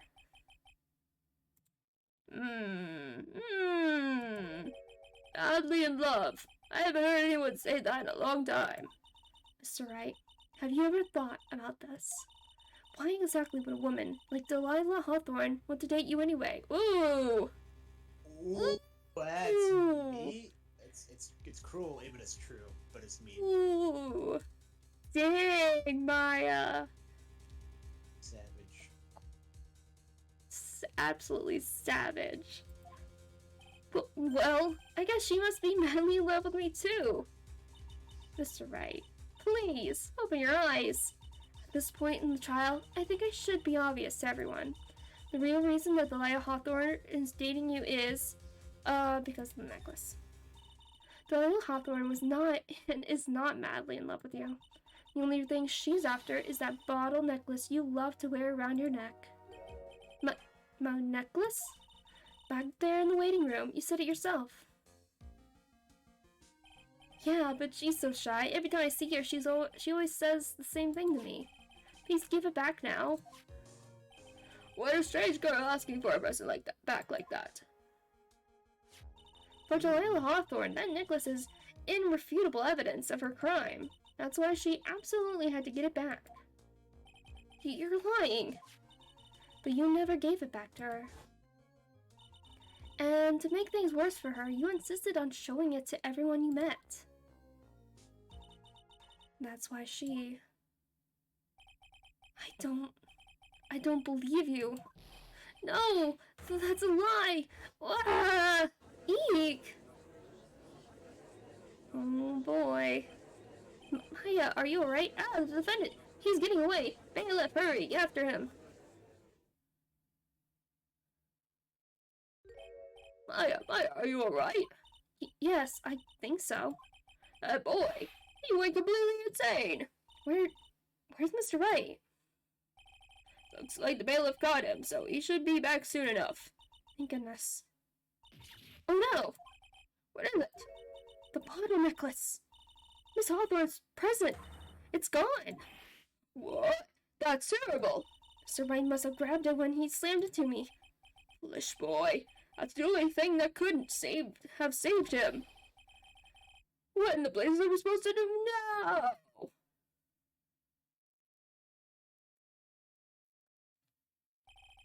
Mr. Wright, that sort of behavior is unprecedented. Oh my god. Precedented in the history of this court. I'm sorry. I'm afraid that your apology is not enough. Mr. Wright, what did you do with the bottle necklace? Forgive me, I'm sorry. It's okay, just give back the necklace. I hate it. You what? You ate it. It was too big to swallow, but I had to chew it into little bits first, but yeah. Ugh. What the? What? What is he doing now? You Honor, we've got to stop the trial. Mr. Wright, are you feeling okay? Does your stomach hurt? That bottle you swallowed may have had some poison left in it. Hee hee. It seems the defendant has proven the prosecution's case for us. Clearly, that bottle did not contain a deadly poison. How can you be so sure? I think that's obvious. As you can see, the defendant is still very much alive. As for the poison, we're like a fledgling defense attorney's overactive imagination. So it would seem.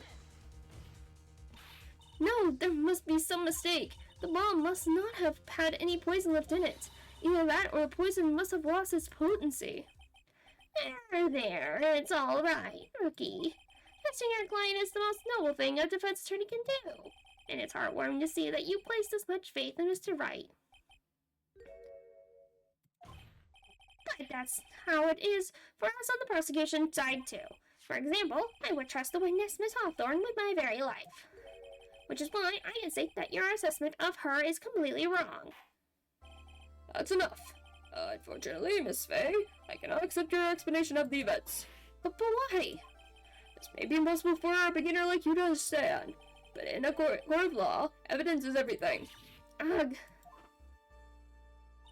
Even after I prove so much, is she going to get away with everything?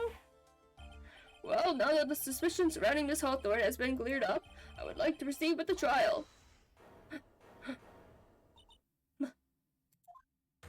Mr. Wright! I'm sorry, Miss Fay. It totally slipped my mind. I'm really sorry. I know you believed in me, and I feel like I really let you down. Mr. Wright, what are you trying to say? There's something I forgot to tell you. What is it? The day I met Doug Swallow,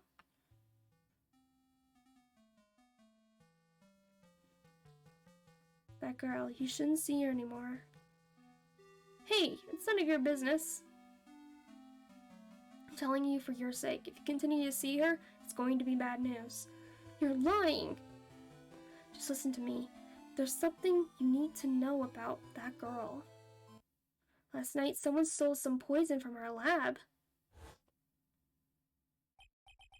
Poison? Same thing happened 8 months ago. A drug sample was stolen. She came to the lab that time, too. It could only have been her. The girl is a thief. Stop it. Don't talk about her like that. Oh, snap. Is it true? Did he really say that? That's ridiculous. There's one more thing. After I pushed him that day, I got worried and came back to have a look.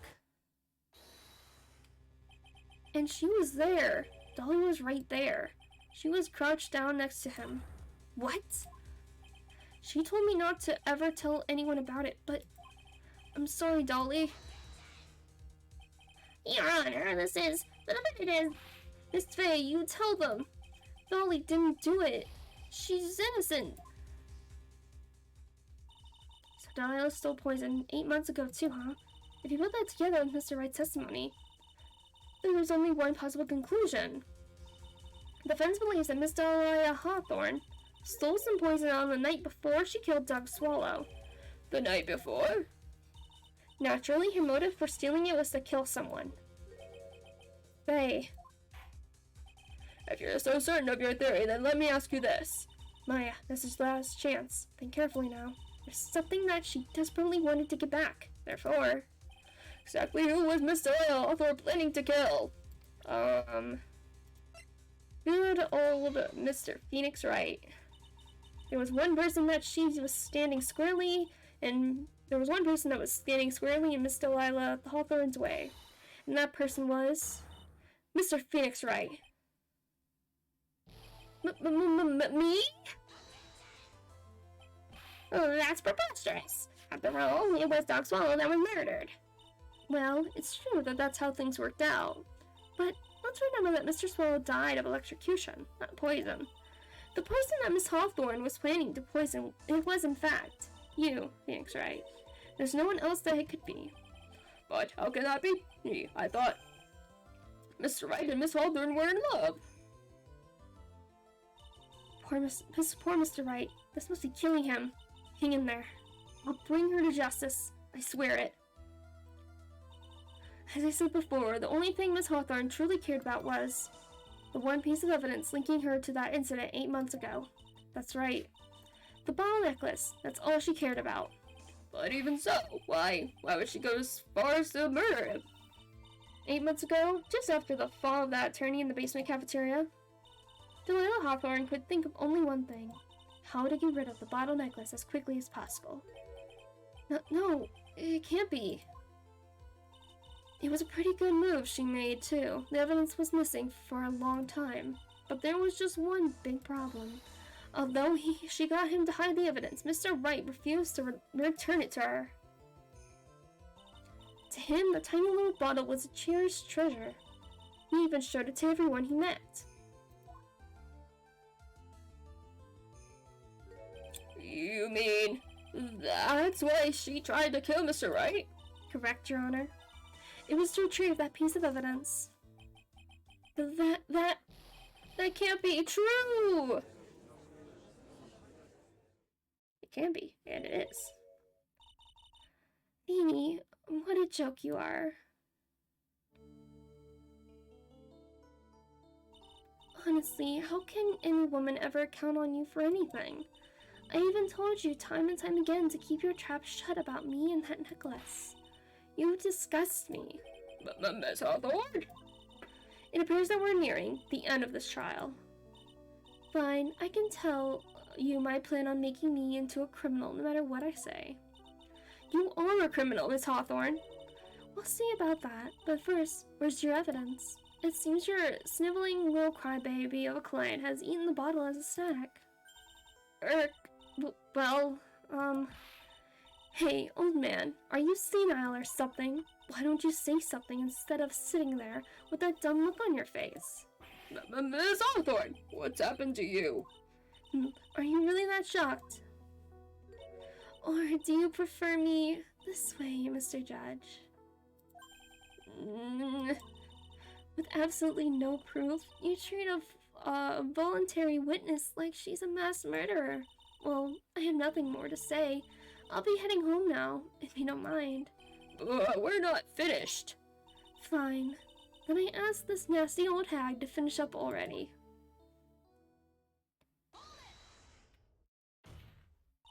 I can't let her get away with this time. Stop, Aya. You keep on pushing without any evidence. You could pay the ultimate price as a lawyer. The ultimate price? You'd be forced to take off your attorney's badge forever, I'm afraid. No. You better think it over carefully, Miss Fay. Or should I say, Miss Gray? Well, Miss Fay, can you provide evidence that would establish her guilt once and for all? Yes. Yes, we can. Yes, we do. Yes, we do. If I mess up here, my career as a lawyer is over. But to be honest, at this point, I don't have any evidence that's well founded. Even so, I'd rather lose my attorney's badge than let her get away with murder. Your Honor, the defense would like to present proof. Impossible, you can't possibly. Stupid woman. It is the opinion of the court that there has already been enough discussion. Therefore, I will allow only one piece of evidence to be presented. Just one? If you are unable to establish her guilt, then I'm afraid that a very harsh verdict will immediately be handed down on Mr. Wright. Understand, Your Honor. I can just imagine the headlines for tomorrow's newspaper. Up-and-coming lawyer plummets to earth before she gets the chance to soar. She was just planning to poison Mr. Wright. If that's the case, then the poison was probably in there. Well then, Miss May, please present your evidence. Show to the court irrefutable proof that Miss Hawthorne was planning to poison Mr. Wright. Present! Here it is, Your Honor. The evidence that will prove her guilt once and for all. Gold Killer X, Phoenix Wright's beloved cold medicine. He. Does our rookie defense attorney have a bit of cold? If I did, I still wouldn't take this cold medicine. After all, it's been poisoned. Oh, isn't it? What? Remember what the defendant said in his testimony. But I lost my bottle of it around lunchtime on the day of the accident. I always eat with Dolly, just the two of us. She was the one who took his bottle of Cold Killer X. Then she poisoned it, knowing that Mr. Wright was going to take some. Now you're really grasping at straws. After all, it was the victim, Dog Swallow, that was holding the medicine.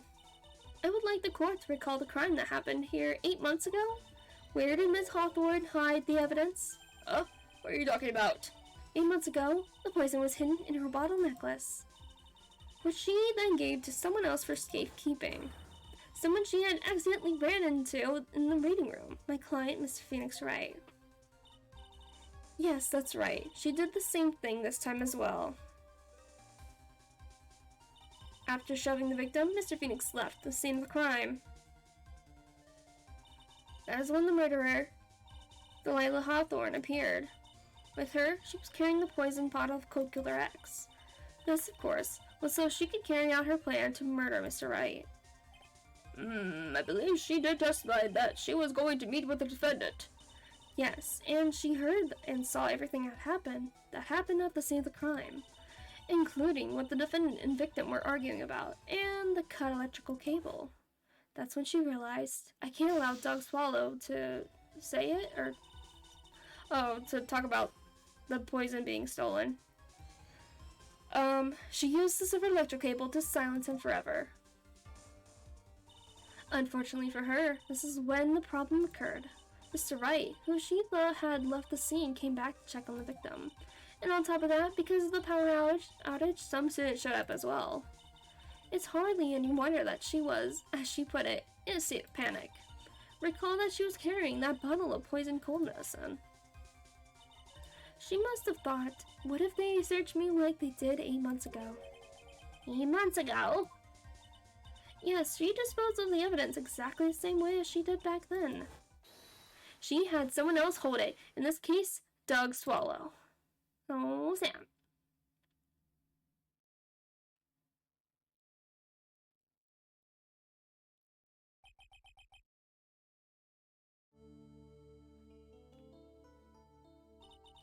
Oh, come on now, everyone. Surely you aren't fooled, are you?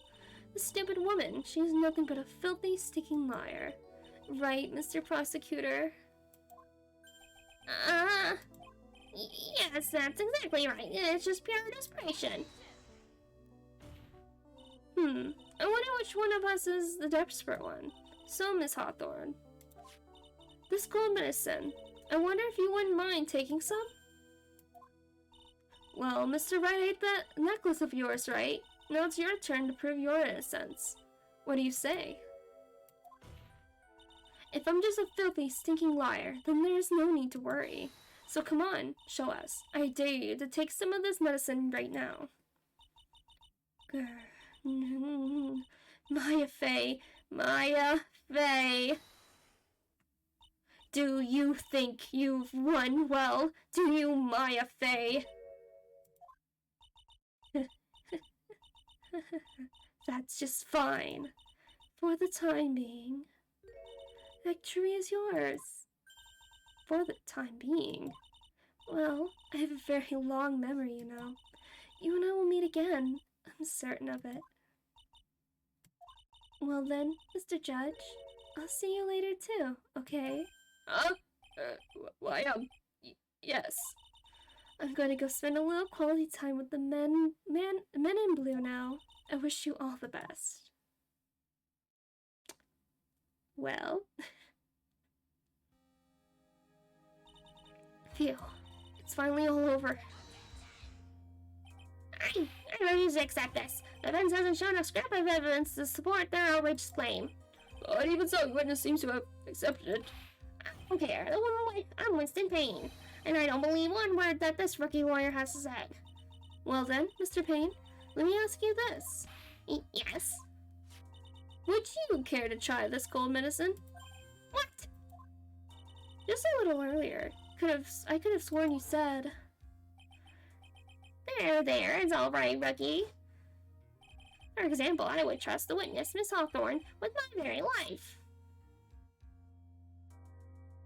So, if she's so trustworthy, then I'm sure there couldn't possibly any poison there, right?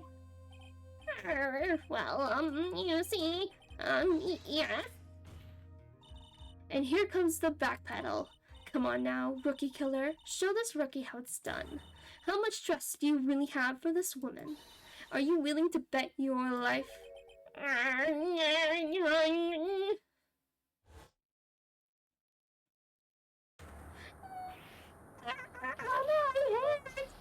My beautiful hair, no, no.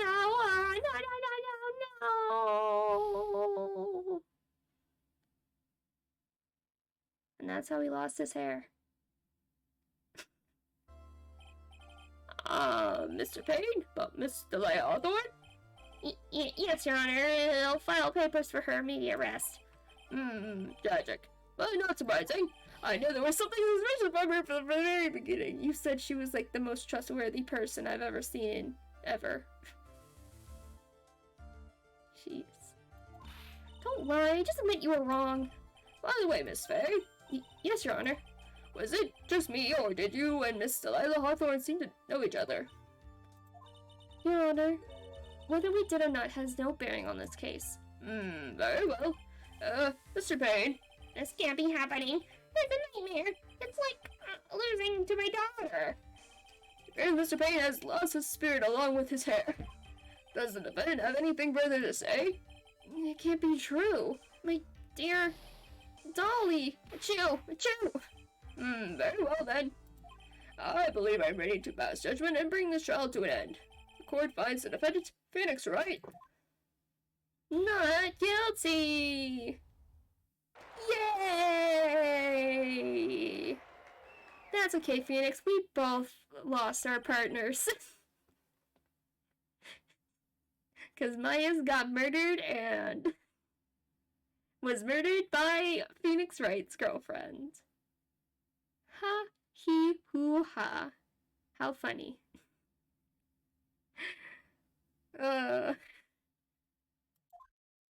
This court is adjourned.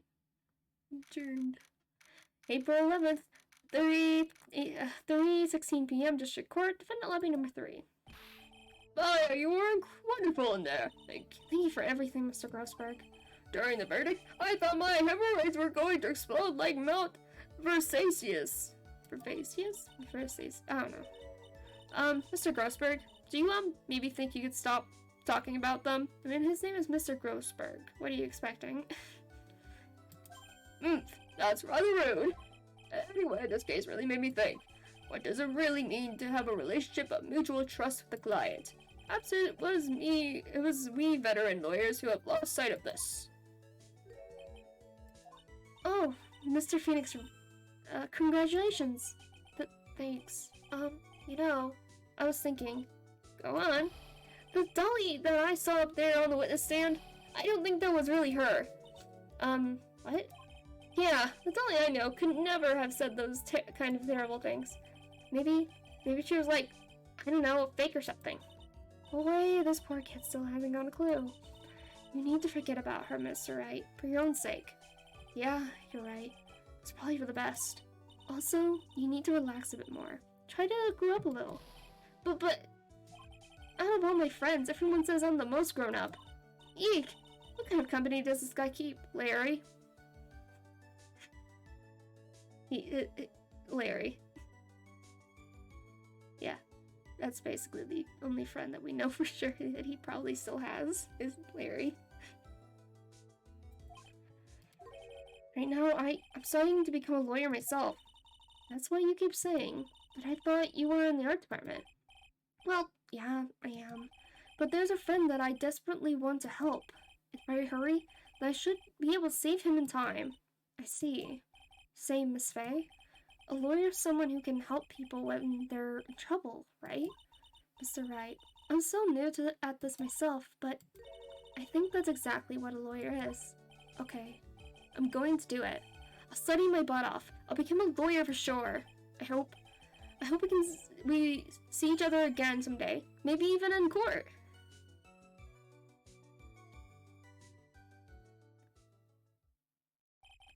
It's been 5 years since I was acquitted of all charges. Whoa, who is you? Why Phoenix looking like that? That's when he was younger and he was, in love with a girl. And, he had a cold, so he was wearing a mask. I became a lord like I planned and managed to save my friend.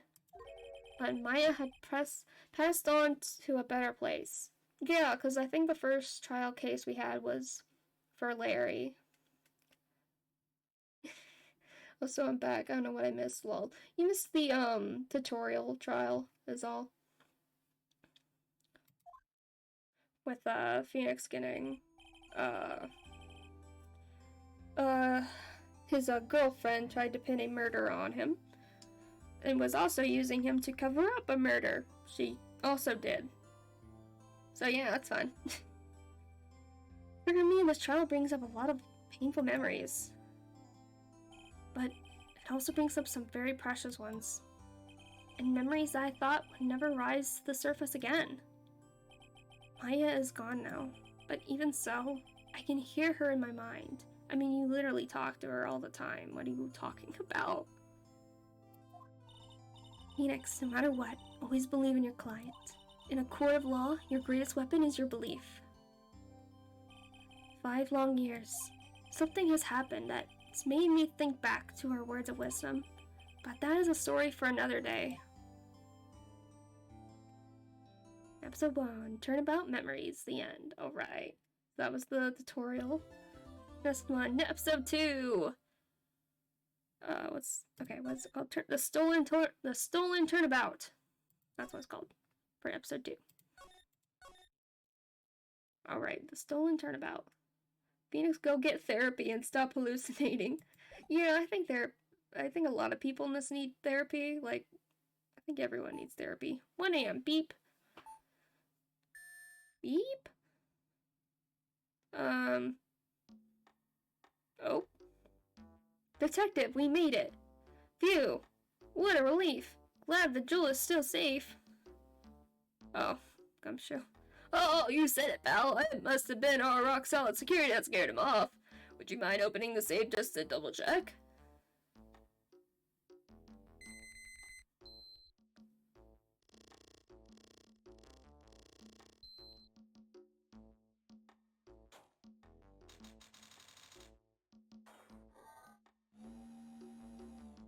Oh. Ah! We've been had! Nest and Maskey. Out front, guards! Turn on the searchlights! Ah ha ha ha ha! Better luck next time, gentlemen.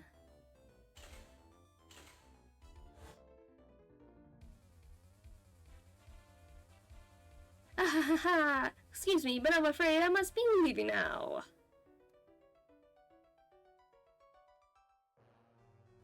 We shall meet again when the next moon is full! Ah ha ha ha ha! Was that Max? Was that Maximilian flying away? Ah ha ha ha ha ha! Alright. October 11th, 3:24 p.m. Wright & Co. Law Offices. Hey Nick, get a load of this. Hey, are you listening to me? You can clean the toilet later. This is important. Sigh, what are you freaking out about now? Hehe. Today will be the last time you talk to me that way, huh? We're about to hit the big time. Big time? And what do you mean by we? You don't mean you and me are... Ha! Don't be silly. I'm talking about me and Pearly, of course. Hello, it's a pleasure to see you again, Mr. Nick. Pearls, you haven't changed a bit. Wait, what are you doing here anyway? Hehe, haven't you heard, Mr. Nick? Here, take a look at this. What's this? Some kind of poster? Treasure Expedition. Sacred Urn of Kurain Village. The one that, Pearl broke. Kurain Village, isn't that... That's right, it's our hometown, Pearly and mine, that is. What's this about treasures from the boonies? Very funny, you can laugh all you want. But you'll be singing another tune tonight. Tonight? What about tonight? The the Treasures of Korean exhibit doesn't actually start until next week, but the promoter sent us some special VIP passes. That's why I dressed up extra special today. What do you think, Nick? You look exactly the same. Same Maya, different day. This young lady here is Maya Fey, the younger sister of Maya Fey, my friend and mentor. I first met her 2 years ago. I was working on the case surrounding Maya's death, and ever since then, I've been the one who's been keeping this office afloat from behind the scenes. Actually, that's just a cover for her true identity. In reality, she's a spirit medium and a bit of a shady character. Hey, who are you calling shady? And this little girl is Pearl, Faye, but I usually call her Pearls. She's Maya's cousin and a spirit medium in training herself. I know I'm a bit young, but I want to help in any way I can, Mr. Nick. Crane Village is the home of the mysterious Crane channeling technique, and Maya here is the daughter of the Crane School of Channeling's master. Master. I know it sounds ridiculous, but it's no joke. I've seen her power with my own eyes. It's the real thing, alright. To Nick, how long are you gonna make two gorgeous women like us wait? Yes, Mr. Nick, I can't wait any longer. I want to see the exhibit. So it looks like I don't get a choice here. Might as well head on out. Alright. October 11th, 7:18 p.m. Lordly Taylor Main Exhibit Hall. Lordly Taylor, city's fanciest and most expensive department store. The treasure exhibit, huh? I have to admit, I'm pretty impressed. Wow, this is awesome! Yeah, you can make even the cheapest junk look great. Phoenix! It all depends on how you display it. They even have the dusty old hanging scroll that was in the Fay Manor storeroom. Oh yeah, I remember scribbling on it when I was a little girl. Yeah. On a fairly heirloom? Say, Nick, the person in charge of this exposition is waiting for us in the basement warehouse. Alright, I guess we should go and say hello. Okay, we'll go say hi. October 11th, Lordly Taylor Basement Warehouse. Yep, this is a basement warehouse, alright. That place is scary. I feel like a monster could jump out at any time. Don't be scared, Pearly. I'll protect you. Oh, Mr. Wright. Eek! A monster! You were right! Huh? Monster? It's Miss Andrews! Good evening. It's good to see you again. I know you. Nice to see you again too, little miss. Ah, hello. Is she a friend of yours, Nick? And how do you know her, Pearly? Nice to meet you. I'm Adrian Andrews. I'm in charge of the promotion and planning for this treasure exhibit. I'm also responsible for the security arrangements. Oh, nice to meet you. Adrian sure has changed since we last met. So this is the warehouse. The really valuable exhibit items are still stored away in here. It's Adrian Andrews. It really has been a long time, hasn't it, Mr. Wright? Nick, what's going on? Who is this woman? What? Are you freaking out on me? What? I just thought it'd be more dramatic if I got all worked up, that's all. Mr. Maya, you shouldn't let him off the hook so easily. Please, Maya, don't say anything, needle pearls further. Mr. Wright was there for me when I really needed help. It was something that happened 7 months ago. You remember, don't you? The Nickel Samurai case? Not really. I was stuck in a dark wine cellar. Did that escape your memory, Nick? After that, I quit being a manager and started this job. Wow, that's tough. I'm sorry, Miss Andrews. If it wasn't for us... No, don't say that. I'm glad the whole thing happened. Thanks to you and everyone else that was involved, I was able to change my whole life. I really am grateful. Phew, that's a relief. Lordly Taylor. I'm really impressed, Miss Andrews. Handling a huge exposition like this must be very tiring. Ugh. Well, Lordly Taylor is celebrating their 200th anniversary this year. The works on display in the main exhibition hall are worthy of the finest museums. Woohoo! Did you hear that, Pearlie? The finest museums. Yes, I did. That's really wonderful. So this basement warehouse is pretty well protected, huh? Of course it is. After all, there are some priceless treasures here. The security guards are all highly trained as well. That sounds good. So what is with that face she's making? I wanted to do something nice for you and your friends, Mr. Wright. So that's why you arranged this exhibit? I knew that Korean village was the hometown of your assistant, Maya. I thought it would be great to let the rest of the world know about it too.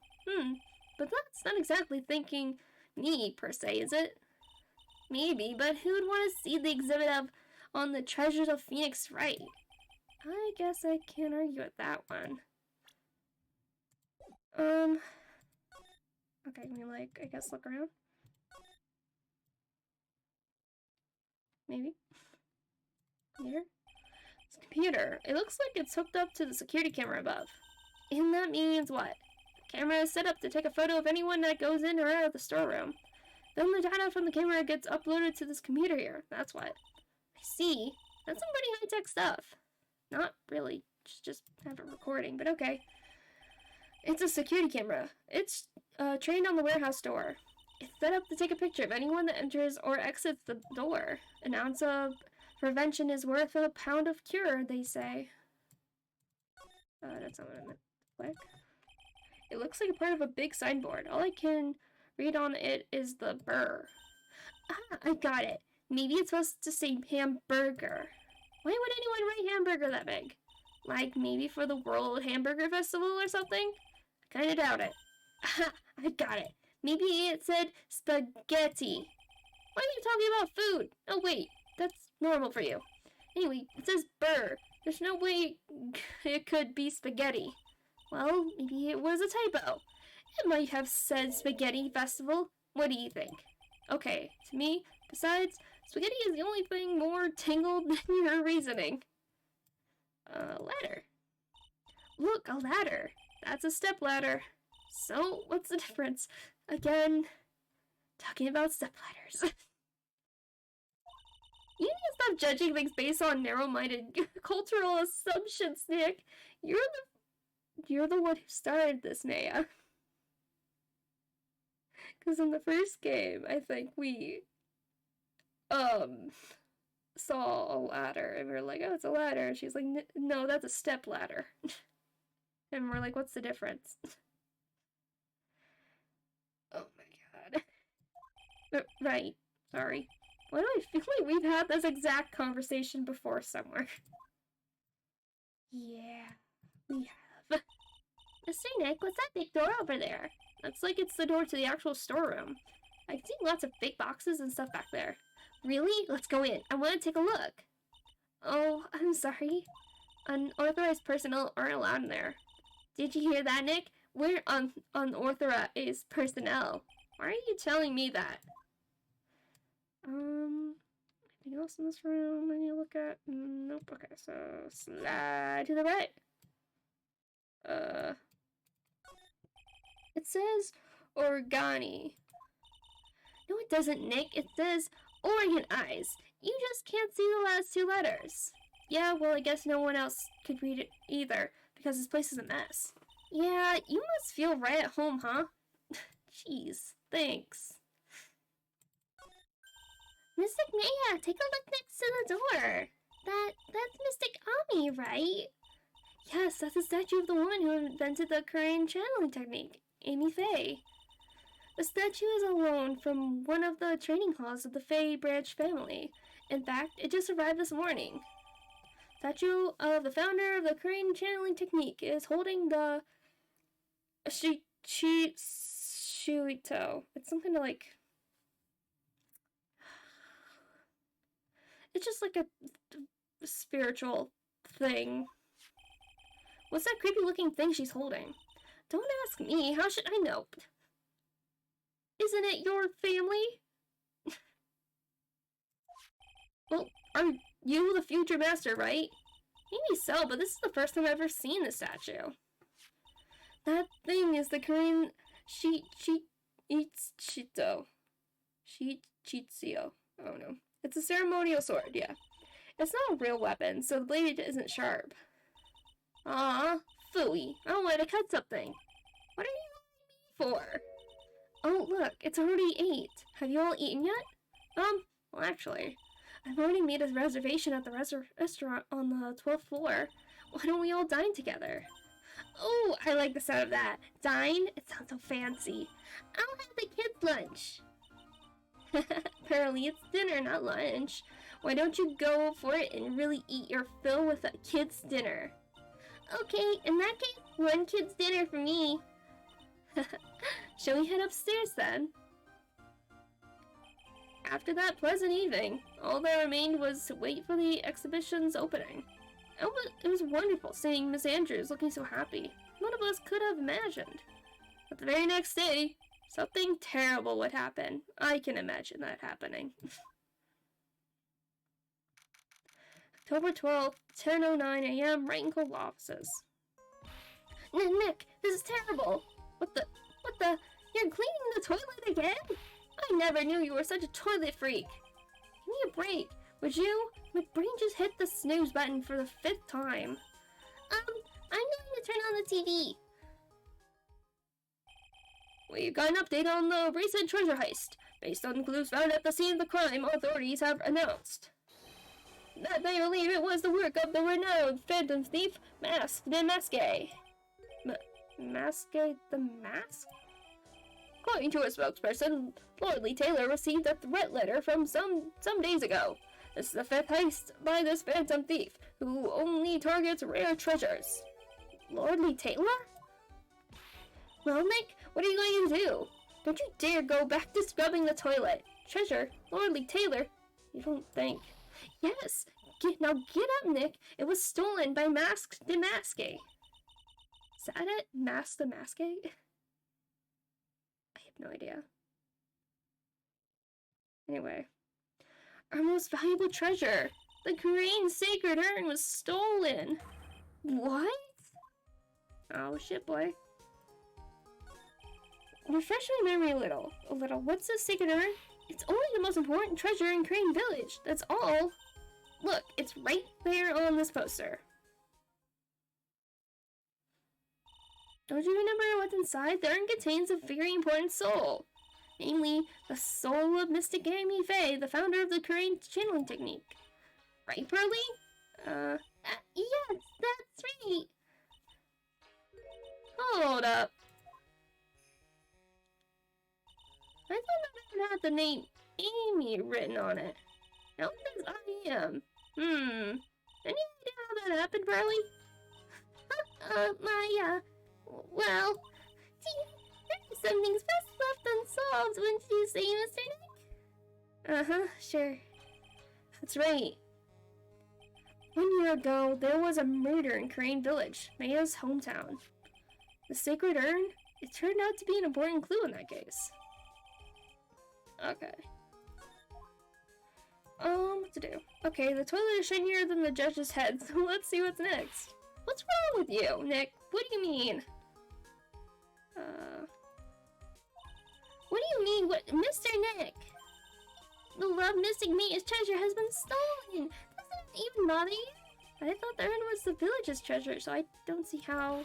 The village is Mystic Maya! She's the future master of the Korean School of Channeling! You know what I'm talking about, Mr. Nick. I won't let you say you don't. Okay, I do. So what am I supposed to do about it? Isn't it obvious? Go and find the bad guy who did this. Yeah, and get the sacred urn back. But I'm not a detective. I'm a lawyer. That has nothing to do with this. If you were a real gentleman, you would find it for her. Your beloved Mystic Maya. Man, oh man, there's no winning against Pearl's fairy tale image of love. So what's the name of this bad guy again? Masked the Maske. Nick a note of it. Masked the Maske. Uh-huh. It was terrible. I was arrested and everything.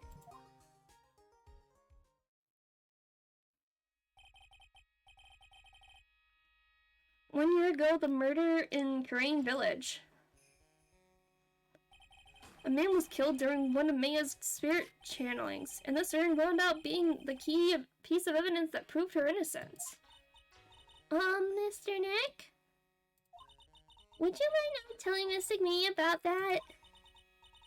You promised, remember? You said you wouldn't tell anyone I broke the urn? Oh yeah, that's right. Now I remember, this urn used to say Ami on it. Or Amy. Until Pearls accidentally broke it into a million pieces. She tried to secretly fix it. Let's say it didn't work out so well. Sorry, I'm not so good at arts and crafts. Spelling either. Anyway, this is how her gluing project turned out. She put the pieces together wrong, and now instead of Amy, it says I am. I can't believe no one's noticed this until now, a whole year later. Can't believe it myself. Okay, I guess we're gonna go back to the exhibition hall. Right, let's see if we can find some clues that might lead us to the bad guy. It doesn't look like anything has been disturbed. Yeah, it looks pretty much the same as it did last night. Bad guy, huh? Hey, you can't poke around here, pal. Oh, it's Gumshoe. Hey, you can't poke around here, pal. Wait a minute. That voice. Oh no, not him again. It's you, and I'm the one who should be saying not again. Why is that every time something bad happens, you always show up, pal? I should be asking you that. Aren't there any other detectives? No, I should be asking you that. What are you doing hanging around here? Hey, I asked you first. Why are you here and... Alright, we got it. Why don't you two kiss and make up already? Hello. It's been a long time, Mr. Scruffy Detective. Oh, it's you, little Missy. Actually, my name is Gumshoe. Detective Dick Gumshoe. Now is a good chance for you to try to remember it right. And if it's too long for you, you can just call him Dick. Oh my god. I'm an adult. Okay, it's good to see you again, Mr. Detective Dick. God damn it. Scott, where are you? These are hilarious. Scott? I've been muted this entire time. Yes, I'm listening to Pearl call him Mr. Detective Dick. And I was wondering why I wasn't hearing you. I'm like, where is he? Way too much for this is.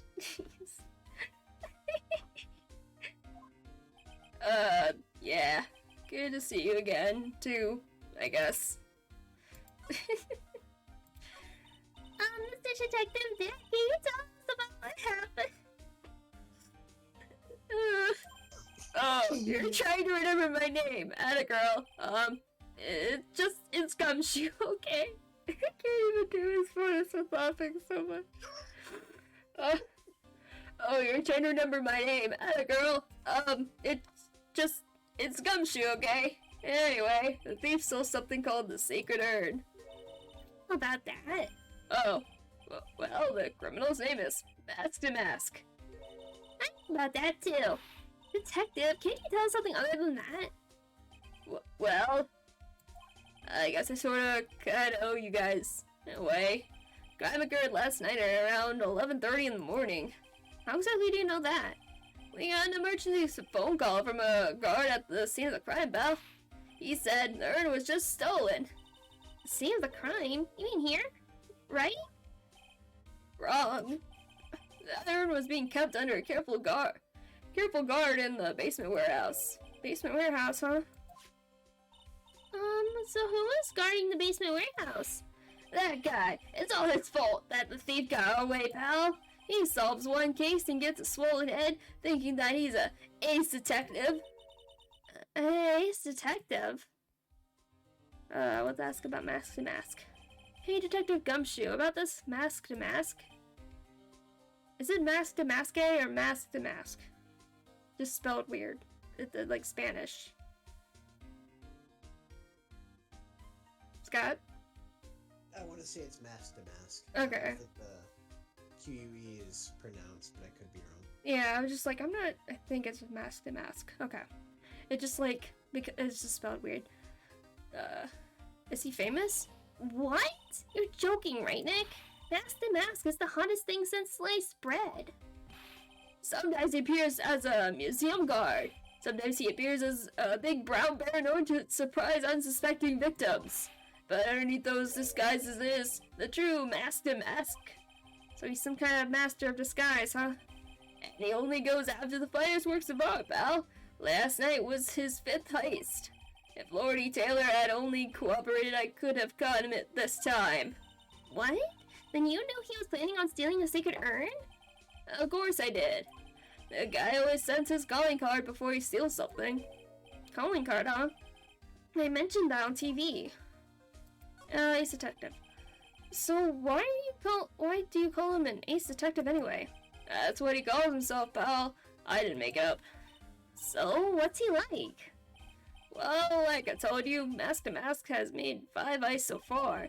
On the 4th heist, Mr. Ace Detective managed to get the stolen treasure back.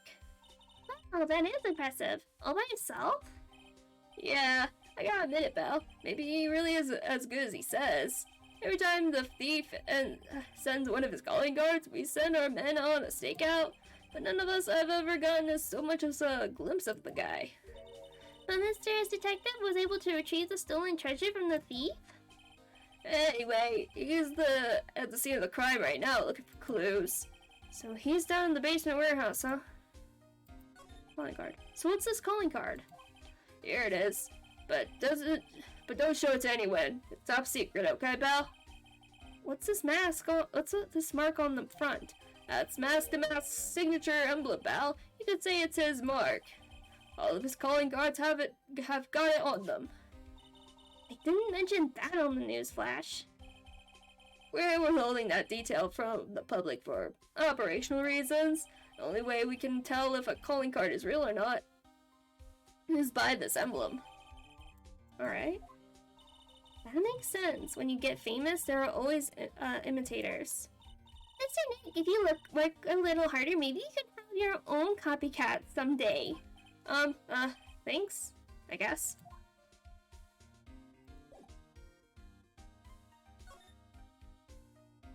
Okay, honestly, I don't think there's anything actually useful around here. So let's go to the basement. October 12th, Lorelei Taylor Basement Warehouse. I wonder how many times we come here. This place always gives me the chills. That's probably because it's air conditioned to protect the art pieces, you know? Okay, how am I gonna do this guy's place? Let me take another good sip of water. Okay. Welcome to my private little banquet of chaos. Huh? What the heck does that mean? I'm afraid I have very little to offer, but please, make yourself at home. Who are you anyway? Shh! Silence! Now I see. It's all becoming clear. What do you see? Zvari! The truth has once again been elegantly revealed to me. A lawyer and a spirit medium, neither very advanced at their trade. Am I wrong? Yikes! That's scary. How did you know that? How, you say, universal skeptic would say that how is nothing but a question of why. I am a traveler of both time and space, and a swimmer of dreams. What is he talking about? I can't make heads or tails of it. Without further ado, let me fulfill what should be the first duty of any gentleman, and introduce myself. The name is Atme, Luke That's me. Ace Detective. Oh, hi. I'm the Ace Attorney. Don't let him intimidate you, Nick. Stand up and show him what you're made of. The name's Wright. Phoenix Wright. Ace Attorney. Oh, snap, he just said the title. Oh, credit. Oh, man. I'm Maya Faye, Ace Spirit Medium. And I'm Pearl Faye. I'm Mystic Mia's cousin and, Spirit Medium Ace Apprentice. Excellent.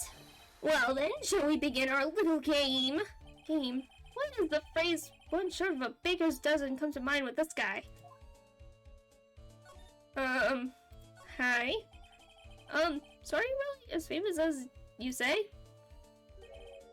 Of course.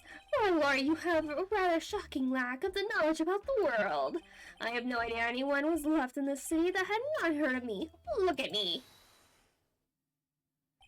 I am Masked arch-enemy, ladies detective, look at me.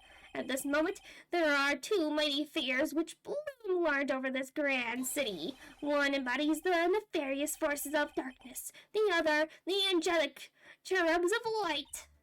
Oh, yeah, I'm really lost. What is he saying, Nick? I have been personally on the heels of this villain since his first crime. After hearing his criminal's patterns, I thwarted his very latest loathsome larceny. I even returned the target of his tyranny, the portrait of May Magina, to the crime scene. And I did it all by myself. I took it back from mask to mask, with my brawny mind and my brilliant muscles. Wait. Wouldn't it be brilliant mind and brawny muscles? Okay. Yeah, they mentioned it on the news in the Great People Around the Town segment. They said that the museum gave you an incredible jewel as a reward. Well, compared to the treasure that I retrieved for them, it's not much. So, in the end, the only thing that makes you great is your own self-praise.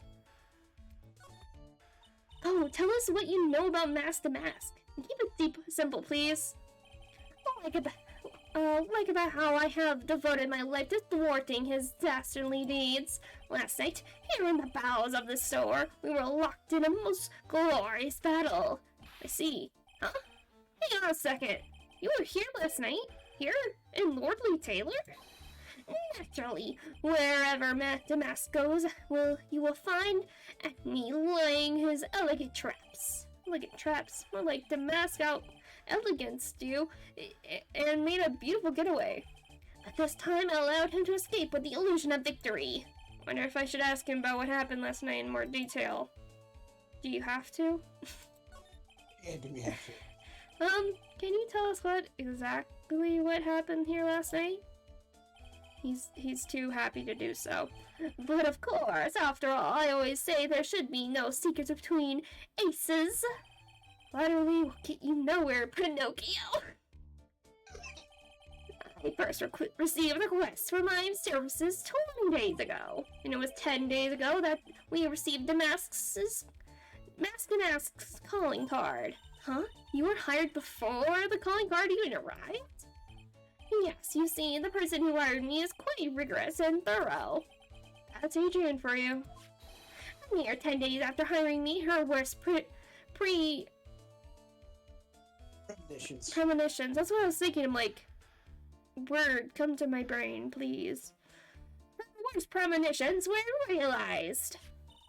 Calling card arrived, right? Yes, so Ace Detective that I am, I set up a trap for the thief right in the warehouse, and waited for him, alone. Alone? Why? Why didn't you go to the police for help? Ridiculous! Why would I seek help from such a singularly useless group of nincompoops? You got a lot of nerve. After all, it was you that let Damask get away. I always operate alone and concealed, out of the sight of others. Concealed? Precisely. Even the guards on duty here were unaware of my presence. Don't fool you. It's very sus. Don't fool your enemies first. You must fool your friends. It's my own original proverb. Anyway, back to what happened last night. As I was saying, I hid here in the warehouse and waited for the thief to arrive. But I swear to you, not a solitary soul came through that entrance. Nevertheless, the sacred urn disappeared. But that's impossible. How could it just disappear? How, you ask? Don't be ridiculous, sir lawyer. If I knew the answer to that question, I wouldn't be here. Someone who seriously messed up his own stakeout. He's rather full of himself. So you're saying that even though I think that's a typo. That even though no one came through those doors last night, our precious urn still somehow vanished from under your nose? That's just not possible. Sure. Alright, well let's take a little looky around here. So, camera. Sir lawyer, please refrain from such crude behavior. Huh? What do you mean? This criminal is an artist. The crime scene is the canvas upon which he paints. Only I, thanks Detective Atney, have an eye which is educated enough to read the signs. Could you translate that for me, Nick? I think he pretty much said, don't touch anything, amateurs. If there's something you wish to know about, you have but to ask at me. I know everything there is to know about my rival. Ask and ask. What do I do now? Does he have any top secret information? Stuff that only a real crime buff would know? I'll think about what to ask while I listen to what Mr. Ace Detective has to say. Okay, so I probably have to, like, show him stuff, I guess, present.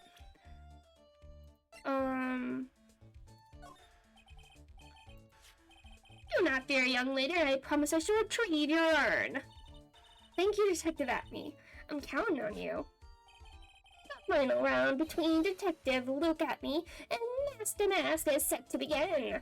Still, there's something funny about this guy. Yeah, but don't forget he managed to retrieve the treasure from the last heist. Yes, I even have a video that details my role in the whole affair. I recorded it directly from the news on TV. Can I interest you in a copy? No thanks. Okay.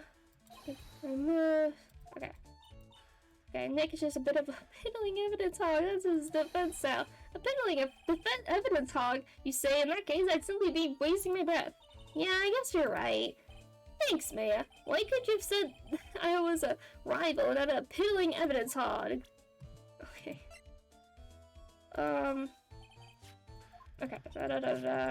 You wanna turn it? Blah, blah, blah. Okay. Mask calling card. It's got his emblem printed on it, right? Quite impressive, but I wouldn't expect nothing less from my arch rival. I'm surprised to see you in possession of such a top secret piece of information. Well, we've got an ace lawyer, an ace spirit medium, and an ace cousin apprentice here. Yes, indeed. I think I could learn to like you, my fellow ace professionals. I don't know if I really want this guy to like us. Ever. Well, sir lawyer, I've been told that you two are pursuing the mysterious thief. Well, I'm not sure I would say that that's right. We're going to find the secret urn no matter what we have to do. Excellent. I will trust you. I permit you to take a look around while I investigate elsewhere. If, perchance, you should discover something of value, return then to my office. My office of Earthly Delights, the Acme Detective Agency. Office of Earthly Delights? Well then, sir lawyer, if you'll excuse me, I have much to do. Okay, bye. Wait a minute. He's gone. I don't like the idea of doing this guy's work for him. Come on, Nick. Don't worry about it. It's no big deal. Let's hurry up and investigate before he changes his mind. I need to go to his office too. Take me with you, okay? Yeah, sure. Alright. It's a security camera. It's trained on the big door to the storeroom. It's set up to take a photo of anyone that goes in or out. A security camera? Yeah, go stand in front of that door and I'll snap up your photo too, Pearly. Mia, do you think I should smile? Nah, it's for criminals, so I think you should make a really scary face. Like this? Stop playing with the evidence. Hey, Pearly, do you know what this is? It's a computer. A computer? Oh, I've heard of those. It's such a cute name. It looks like this computer is for storing data from the security camera. When someone comes in or out of the warehouse, the camera takes a photo of them. It's probably the trap that the detective set up. Let's see if we can find the last night's data on this thing. We might even find a photo of mask to mask. Let's see here. Man, I really stink at working these things. What's wrong, Mr. Nick? You're sweating an awful lot. I don't know how to pull up the photos. I had no idea you were so pathetic with high-tech stuff, Nick. Yeah, well, I managed to print out the camera data anyway. I guess you have to learn to crawl before you can walk, right, Nick? Yeah, sure. Anyway, it looks like the camera only went off once last night. Okay. Mysterious box? Oh no! Somebody was murdered with the box! It's got Danganronpa blood on it! Holy crap, it does. Someone was murdered from the box with the box of the secret urn! Oh no! That pathetic looking wooden box. That's the box that had the secret urn in it. Don't touch it. There may be clues to the thief's identity on there. I worked so hard to make that box. Huh? You made that? Poor excuse for a box, Maya. What's that supposed to mean? That urn has always been on its stand in the winding leaf of Mythay Manor, so there was no box suitable for it, Mr. Nick. And I was so proud of it. Sniffle, sniffle. Poor Maya. Maybe it had been better if Mask to Mask had taken the box too. Jeez, okay. Wow, this is awesome! What did Miss Andrews say it was called again? Shiitsu.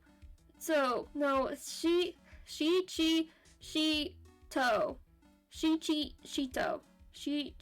Shito. Ugh, okay. It's literally 3-branch sword in Japanese. Or so says Miss Andrews.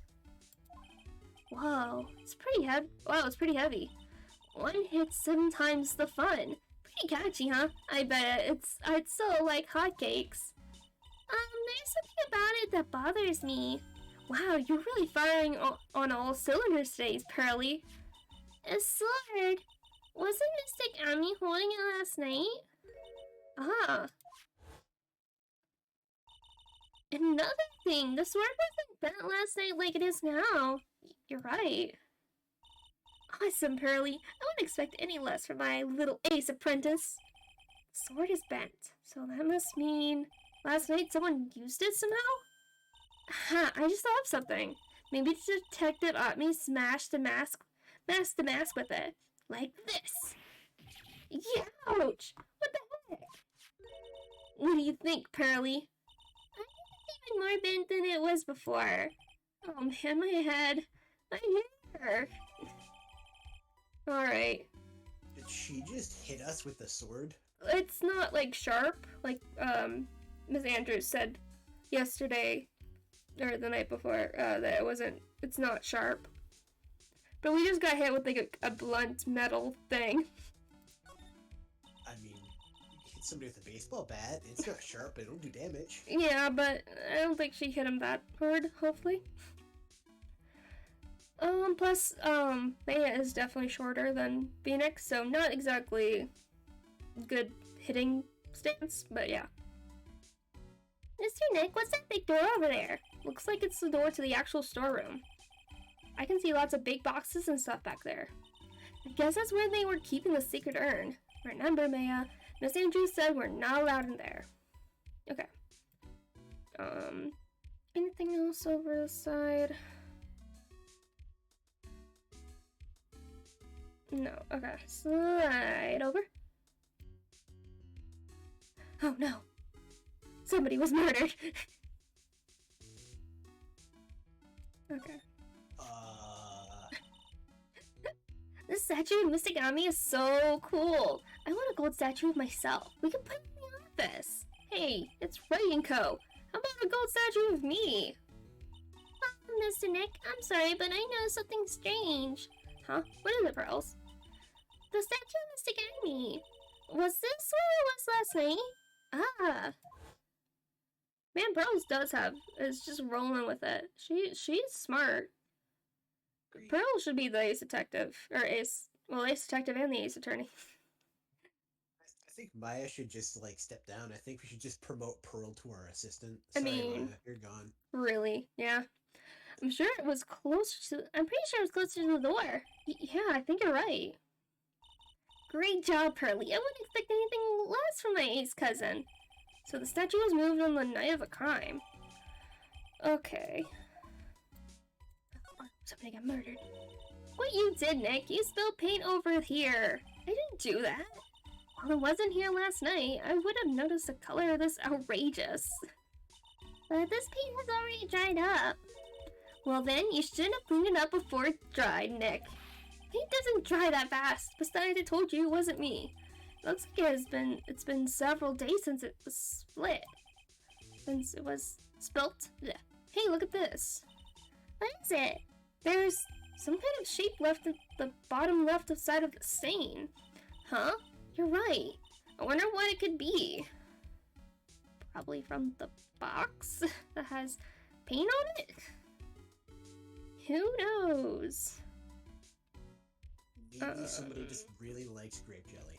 Maybe Mask the Mask really likes grape jelly. That's what's going on here. Totally. Okay. Come back out here. Oh! Hey Nick, your cell phone's ringing. Beep. Hello, Phoenix right here. Oh, it's me, Gumshoe. Gumshoe, what is it? What's so funny? I'll tell you what's funny, pal. I finally beat him. I beat Mr. Ace Detective. Finally, this underdog is the alpha dog today. That stuck-up detectives met his match. Yep, I finally caught him. Lock, stock, and barrel. There's no escape for him. You caught him? Are you saying... You captured Mask the Mask? Bingo! Well, actually he surrendered. But I still got him. Mask the Mask surrendered? That's great. So when can we come and pick up the sacred urn? Well, see, I was gonna tell you. What? Something wrong? Do you think you can swing by the detention center sometime? The detention center? He wants to talk to you. Mask to Mask, that is. What? You want to talk to Nick? I'll be waiting for you, Belle. So get over here soon. Beep. The detention center, huh? Alright. Oh wait, at me, Detective Agency. I guess we can check this out first. October 12th, at me, Detective Agency. This is a detective agency? Looks more like the setup of some B-grade horror movie. Hello, is anyone here? Looks like nobody's home. What a waste of time. Hey, I know. Let's take that framed picture back with us as a memento. Don't you dare, Maya. Guess we'll have to try back later. We can look around, though. Hey, Nick. What's this thing here? It's called a gramophone. In the old days, people used them to listen to music. You can't be serious. I think it's probably for purifying the air or something. I'll bet you 50 cents. Come on, what do you say? Forget it. You never pay up when you lose. Even though she bet only 50 cents? Whoa, it's a huge hearth. That's a fireplace. So, what's the difference? You need to stop judging things based on how narrow-minded cultural assumptions, Nick. Right, sorry. Again, narrow-minded cultural assumptions. What a creepy painting. It looks like he's looking right at me. Maybe we should put up a big portrait of you in the office, Nick. I can even paint it for you. Maybe you can pose while cleaning the toilet? I think I'd prefer something a bit more dignified. Nah. That's one impressive bookshelf filled with some very impressive books. My Life as an Ace Detective, unabridged edition by Luke Atney, Ace Detective. Hey, he's even got one of those ships in a bottle thingies. Ah, would you look at that? There's a little Luke Atney doll at the helm. How cute! There's a microscope here, too. I wonder if he was researching something. The glass sites have different names on them. This one says Acme virus. This guy's just dying to make a name for himself, huh? It's getting kind of irritating, actually. This dude is so humble, it makes me miss Max Galactic. That's how bad this guy is. He's so humble that I Yeah. really want the pompous trapeze dude back. Yeah, totally. This desk is literally covered with all sorts of chemistry equipment. Oh, I just love chemistry. Say, Nick, I bet you didn't know this, but water is made up of carbon and hydrogen. No, not carbon, oxygen. Oxygen and hydrogen. Oh? Well, there are always alternate theories, I guess. No, there isn't. Not with chemistry. That doesn't. That's not how things work. No, it isn't. And a theory is a hypothesis that is supported by a set of evidence that has been repeatedly tested, peer-reviewed, and is considered fact by the scientific community. Yeah. So a theory that's not a theory. Sorry. Yeah, well, like, theories are, like, there is, like, some evidence, but it's not, like, always, 100% sure. That's why it's repeatedly tested. Yeah. It's like, it's a tentative explanation for a set of things, but it's been repeatedly tested and is basically believed to be factual by the scientific community. But yes, you're right. People keep testing it. So I'm sorry, Maya, but they tested it. Hydrogen is not a part of there. Yeah, Sorry, no. Not If part by of that. alternative theories you mean the ones you make up inside that head of yours, yeah. I'm sorry, I meant, what'd she say? No, carbon. Carbon is not. It's Yeah. hydrogen, H2O. Yeah. Yeah, oxygen. She was saying instead of oxygen, it was carbon. It's like, no. Okay, that's it. That's all that's in here. Okay. Guess back to the office and then to the detention center. There we go. Okay, October 12th, detention center visitors room. Hey, pal, welcome to the detention center. You're sure in a happy mood, aren't you? Yep, after all, we got the mask to mask, right? But, so where's the second urn? Oh, sorry about that, pal. I guess I didn't really think about it before, but you're the victim in this case. Huh? Well, I guess I should let you guys hear the story straight from the horse's mouth. You know he's right, Nick. He is. If you think about it really hard, we are the victims. Well, I guess so, in a way. I'm so used to thinking of the victim as a dead person because we're always on murder cases. Excuse me. But anyway, I have to get the second urn back. But please, don't just ignore me. Who are you? Yeah, I'm, Mask? Okay. Hey, Nick, doesn't he look kind of, well, gangly? I'm Non-Delight, the famous Mask to Mask. I don't think this guy could punch his way out of a wet paper bag. Hi? This dude, this does not look right. This just doesn't look right. It's no. I'm not buying this guy for a second. I'm just not. So you're the mask guy? Yes, you bet. No, that's wrong. You see, it's complicated. Sort of yes and sort of no, if you know what I mean. What's wrong? Well, when I say wrong, what I really mean to say is that it's not right, per se. You see, it's not spelled mask demask, it's actually mask demask. What's with this guy? Well, he's timid little weakling. We know that much. Jeez. Don't do that. Don't look at me like that. I don't need your pity. And a major crybaby too. So why did you give yourself up?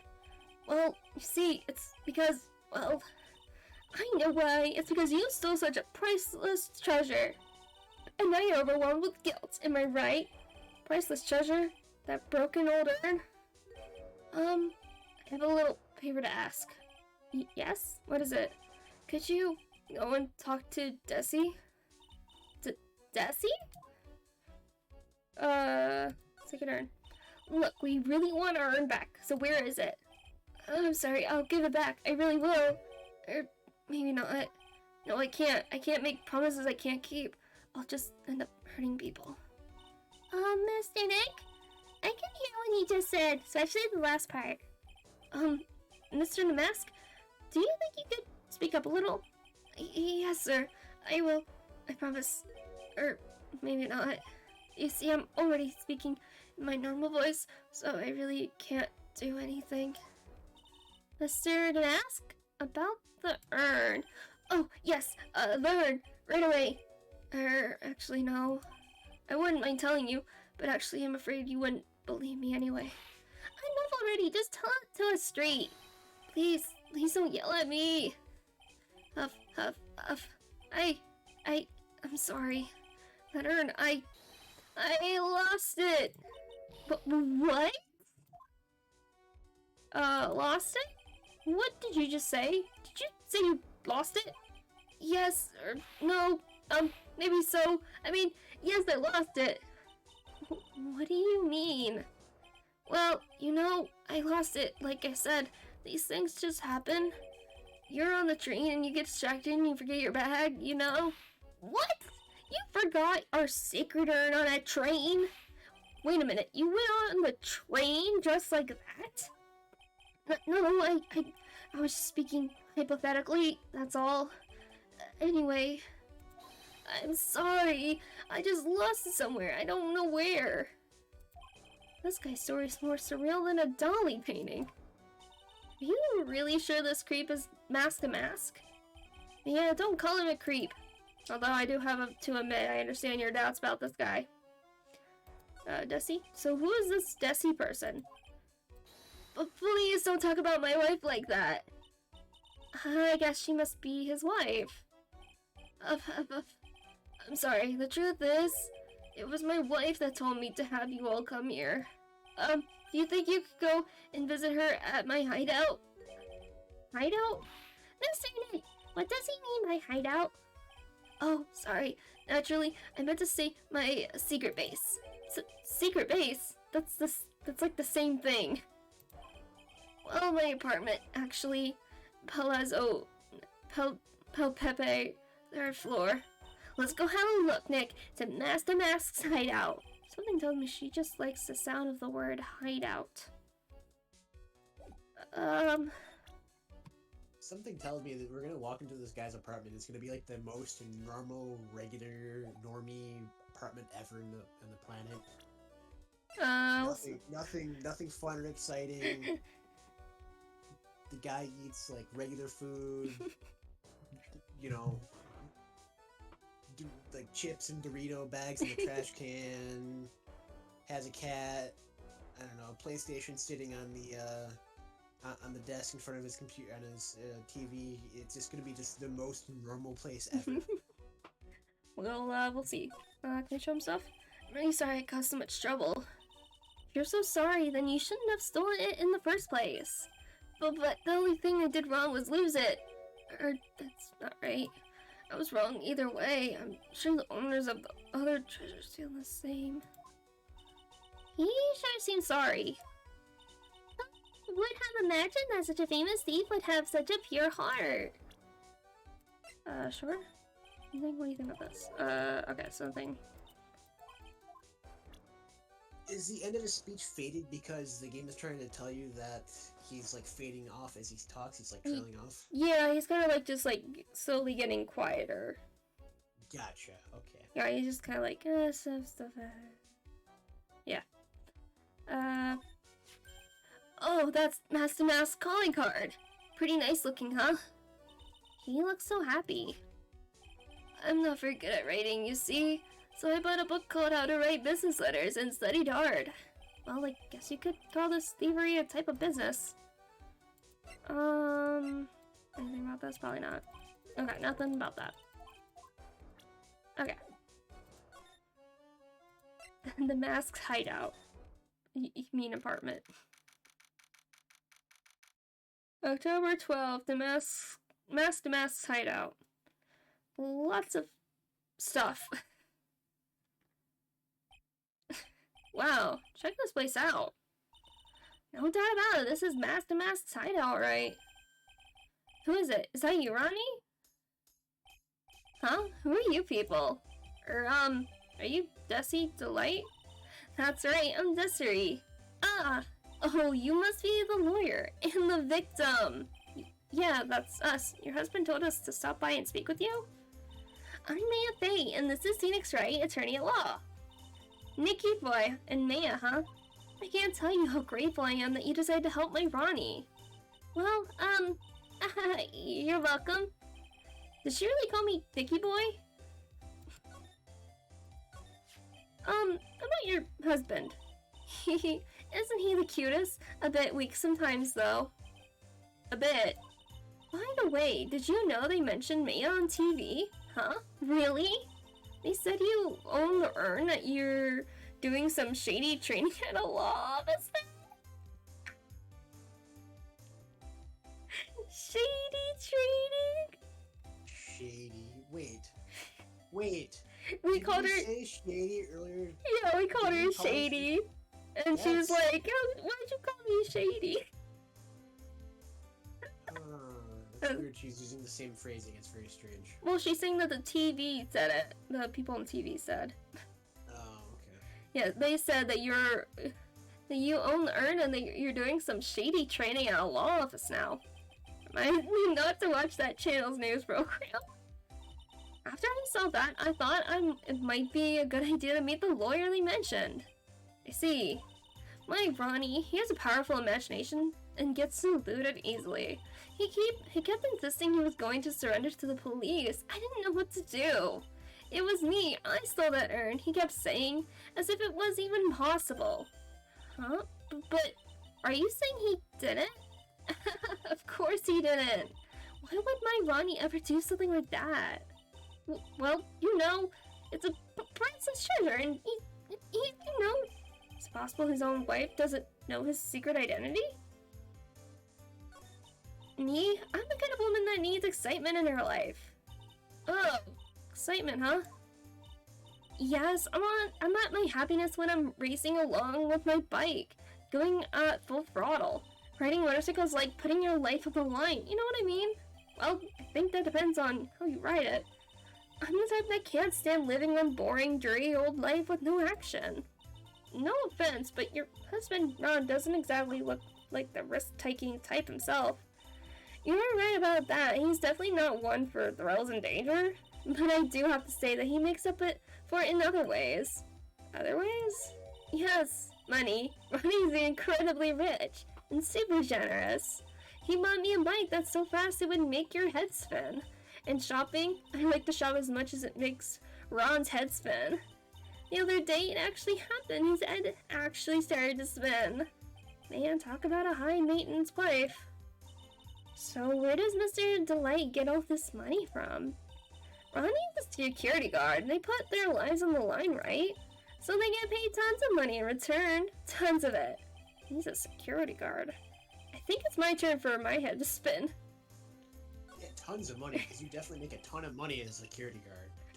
Sometimes you make pretty good money with it, depending on the where. Yeah, but you're not going to make more than like 60 grand. Okay, let's say you're like a senior security guard in charge of a bunch of people for like years and years and years. Maybe you make 60 or 70K. Maybe a really high-end job with a lot of qualifications, maybe I can see you getting to like 80K. But generally speaking, security guards aren't paid much more than minimum wage, sadly. Depends. Like, if you work for the government as a security guard, that might be different. That's would be like, it's like Secret Service stuff though. That's like Kind like of. government security contract. That's different though. If we're talking like if he's assuming that this is what his job is, and the people are going to argue that he had a good opportunity to burgle these places because he was a security guard there, and he's like at a museum or something. No, he's gonna be making probably not much more than minimum wage. There's no way he can afford all I don't know. I actually have like friends who do security job stuff, and they usually they pay more than minimum. That's for sure. Okay. Yeah. Anyway. Can you tell us about what happened last night? What time did that incident take place again? What time was it again, Maya? Well, according to Detective Gumshoe, it was around 1:30 in the morning. Last night was horrible. I got pulled over. Pulled over? Yes, I always do my best flying at night. Flying, talking about your motorcycle, right? Yes, anyway, last night I got pulled over by a policeman. I can't believe he caught up to me. It was a great chase, let me tell you. When he finally caught me, the poor man was as white as a sheet. It was about 3 in the morning when I finally got home. Sounds like she's got an airtight alibi. Oh, what about Mr. Delight? I don't really know. We weren't together at the time of the night. But when I got home, he was already fast asleep. So basically, he's got no alibi. Great. Oh, that's so mysterious looking. I love old stuff like this. Really? That's one of our most treasured possessions. There's gonna be a whole exhibit at Lorley Taylor with these types of things. Maya looks so happy. She's lit up like a 1,000-watt bulb. Terrific! You can count on Ronnie and me to be there. Sounds like fun. Huh? Yeah. Oops, looks like the light bulb is starting to flicker. She probably has nothing to say about this. Okay, yeah, yeah. Okay, so it's just saying the same stuff. Card? So what do you know about this? No, you can't show her that, Nick. The emblem is top secret, don't you remember? Oh, sorry about that. But the way she just said top secret was a worse giveaway than what I did. Oh, when I hear the word top secret, it just piques my interest like nothing else. Lawyer. Okay. I'm a lawyer. Okay. Oh, that's so cute. It's called a hot air balloon, you know? Wow, there's no fooling you. I want to make my own balloon now. I'll even lay right on it, Nick.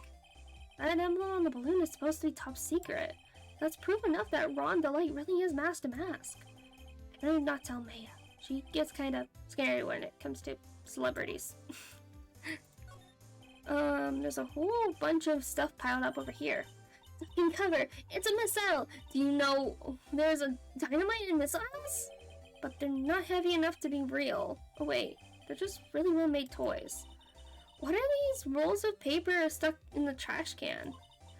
The theft of the Mazarin stone, the great albatross strategy. Theft of the immortal goddess statue, the great knuckle bomber strategy. Did the police even investigate this place? Hey Nick, look at the on top of the chair. Looks like an envelope and a letter. Well, don't just stand there. Come on, let's read it. Mia, you know we shouldn't do that. What are you talking about? The letter could be an important clue. No way, you can't just go reading a private letter because you feel like it.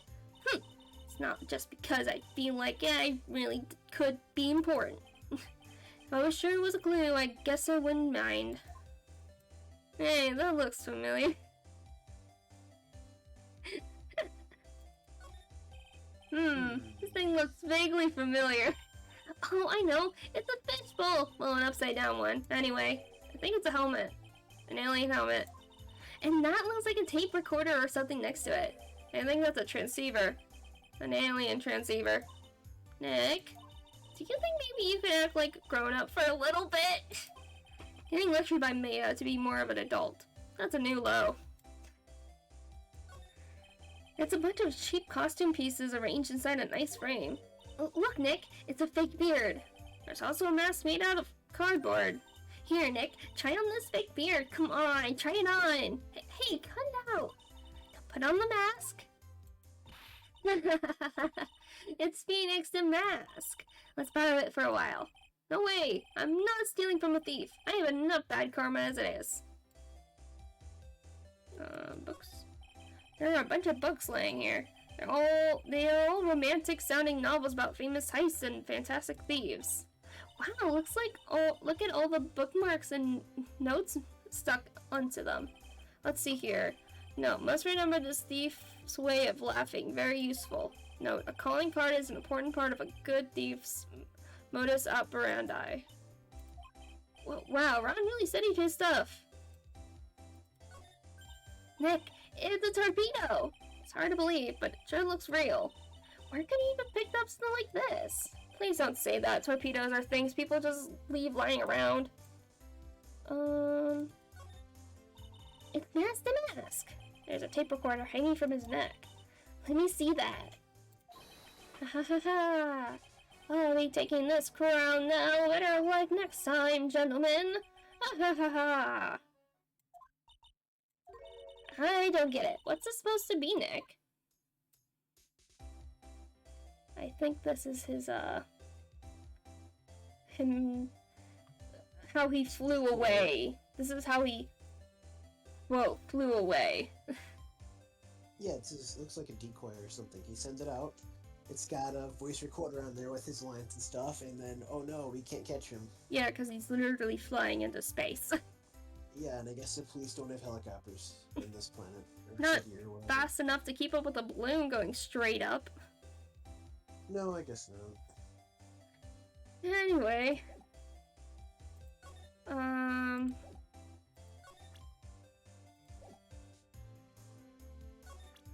we show her this now because of the balloon? No? Okay. Can you really not look at this? Okay. Nope, okay. Move. Back to the Adventure Center?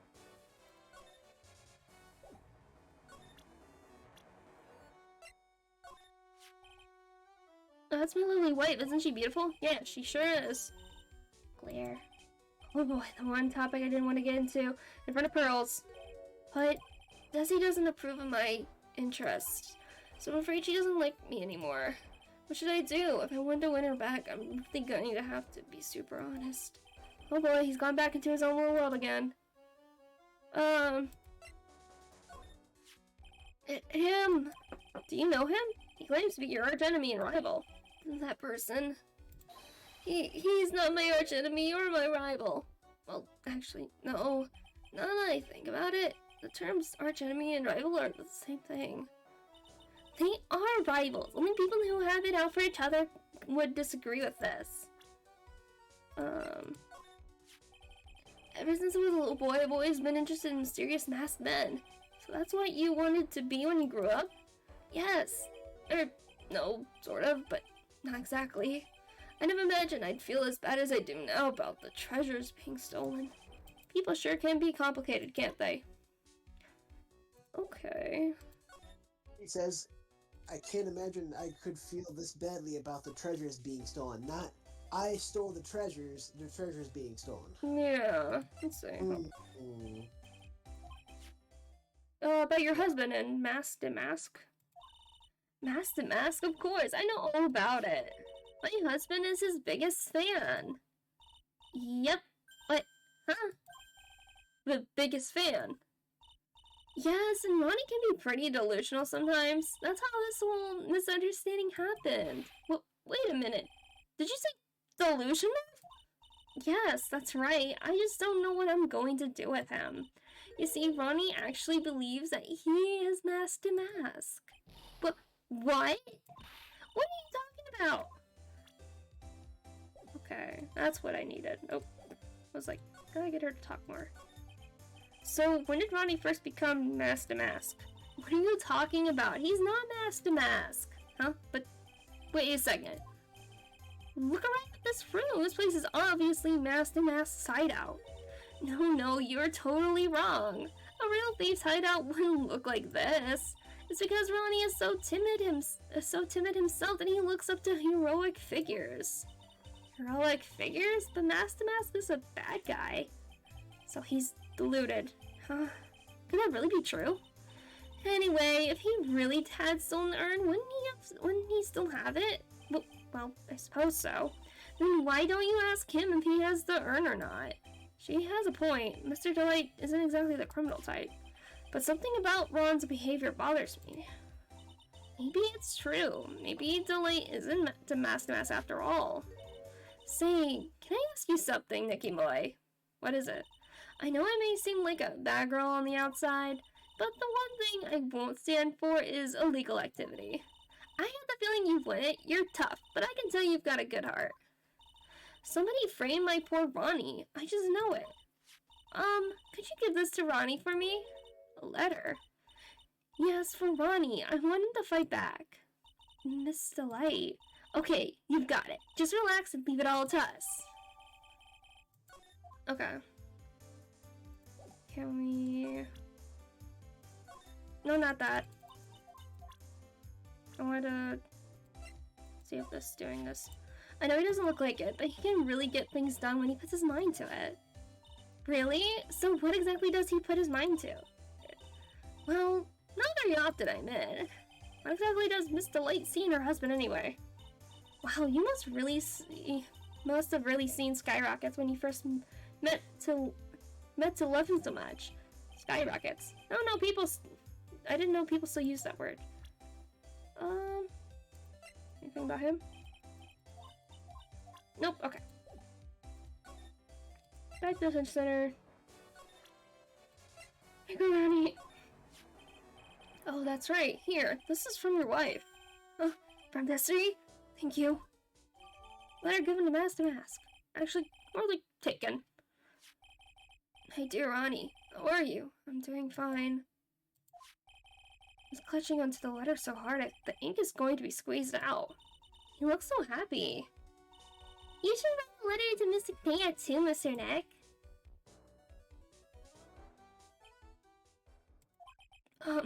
Mr. Lawyer? Yes? In the letter that Desi wrote, she said, ask this guy to be your lawyer? Huh? I know this would be asking a lot, but could you please take my case? My trial starts tomorrow. Hey, hang on a second. We can't be your lawyer. Why not? What do you mean, why not? We're the victims in this case, right? Victims of the mask guy. Well, yeah, but according to Desiree, he didn't do it. She said, poor man, he's deluded himself into thinking he did it, right, Mr. Nick? Come on. No. Don't say that out loud. Right? Like right in front of him? Come on, she could be lying to protect her husband. Well, it's true. Or, nope, actually not. Actually, it's hard to say. No, Phoenix. Now we're doing it. Oh no, it's spreading. Oh please, I'll give you the treasure of your choice in return. Which I do. Take his case. Well, Mr. Delight, I decided to give it a try. I'll defend you. Really? You will? Hey, what are you doing, Nick? He's a thief. You can't trust him. Well, he may be a thief. But I think there's more to this case than meets the eye. But Mr. Nick, I was wrong about you. I shouldn't have trusted you. But Pearls? I can't believe you'd defend this person after what he did to Mystic Maya. I'll never forgive you. Ever. Wah! Oh no. Pearly, wait. This is going to be ugly. I'll go after her.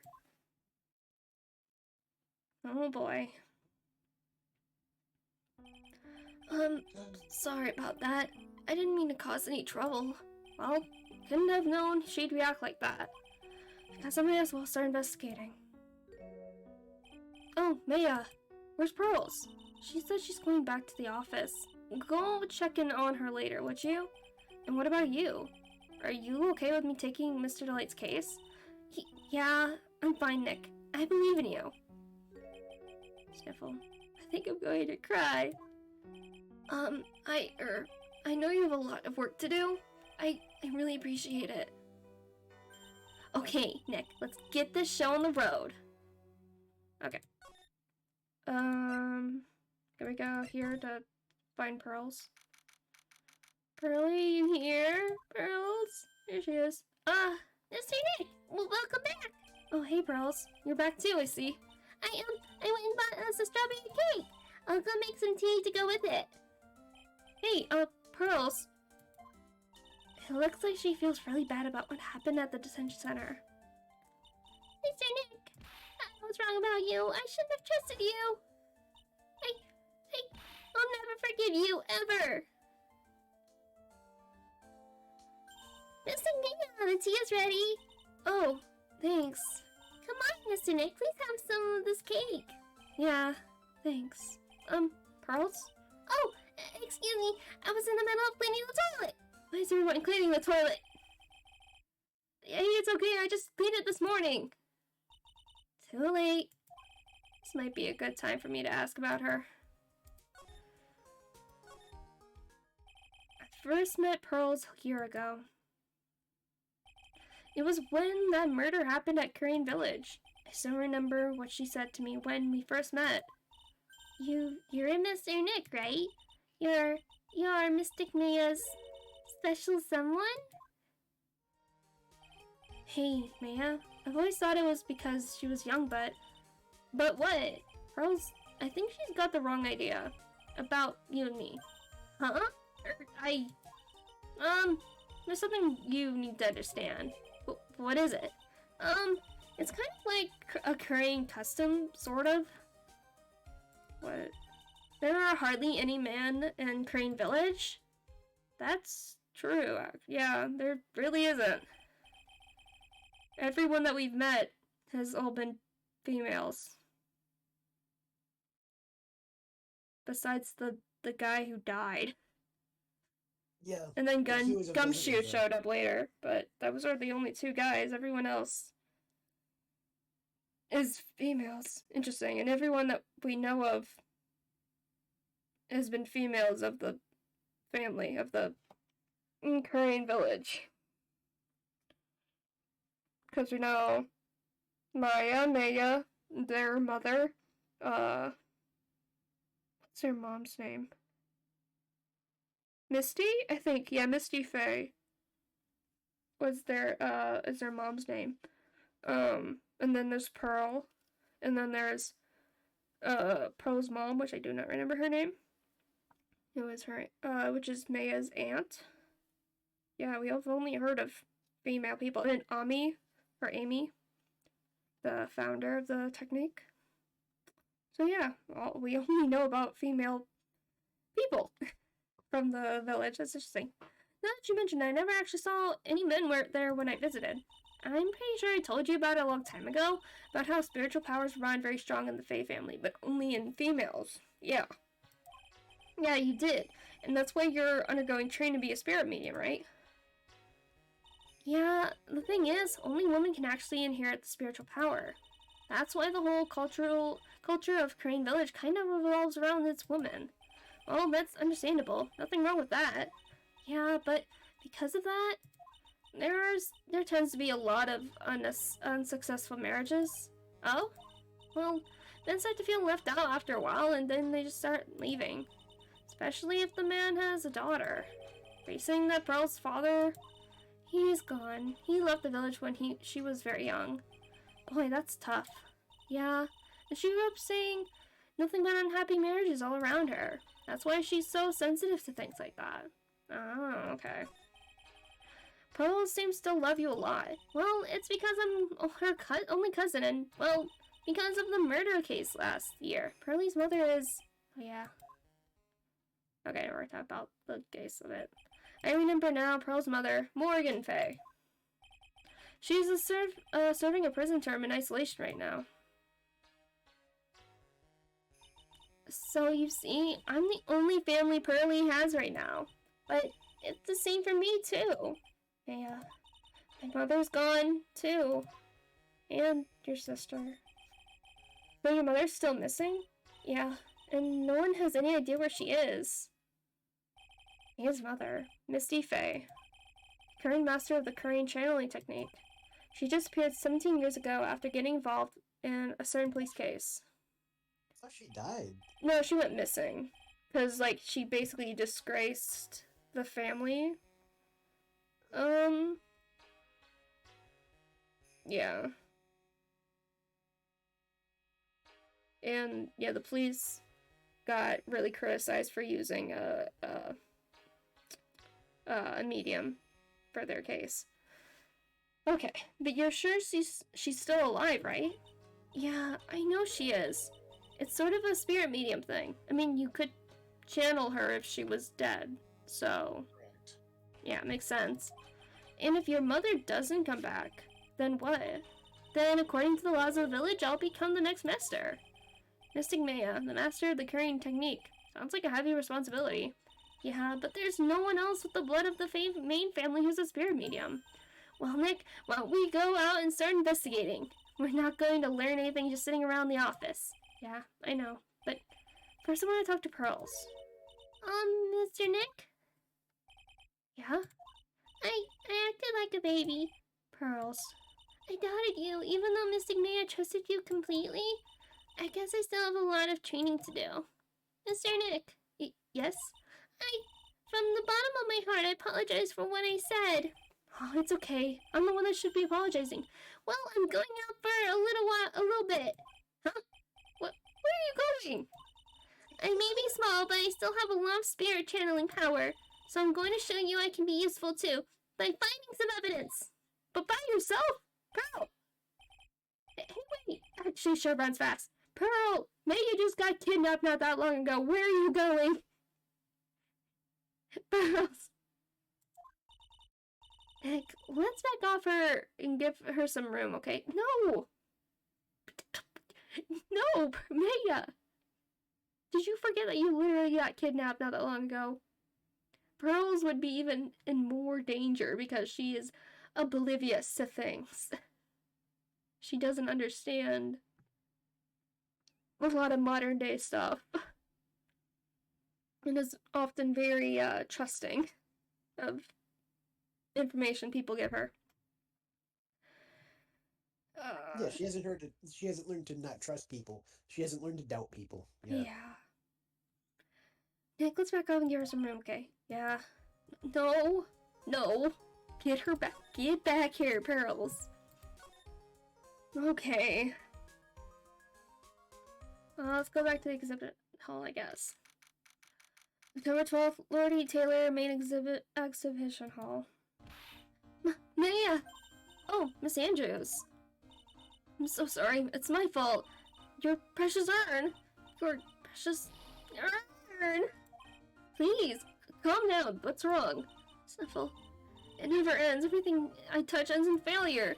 Maya, I'm sorry. I'll do anything to make it up to you. No, it's okay.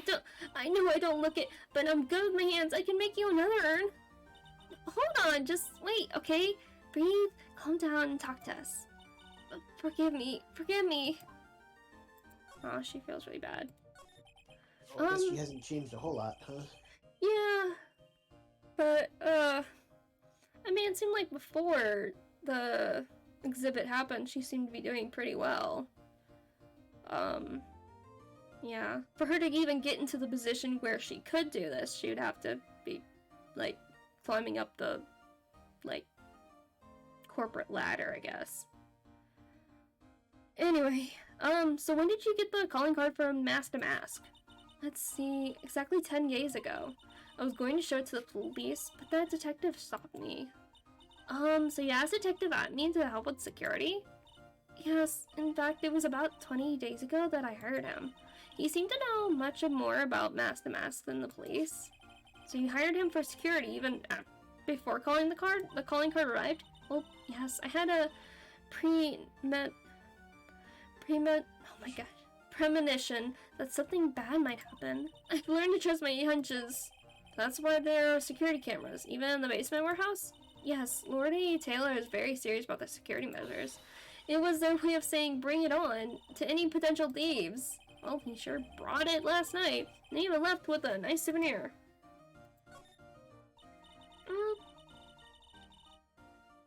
Can you tell me a bit about the security for the treasure exhibit? It was all my fault. I never should have called this partly little collection a treasure exhibit anyway. Why do you say that? The urn that was stolen is a pretty important object. Maybe, but its actual value... maybe, but its actual value after appraisal was practically zero. Zero? I polished it until it was just about glowing.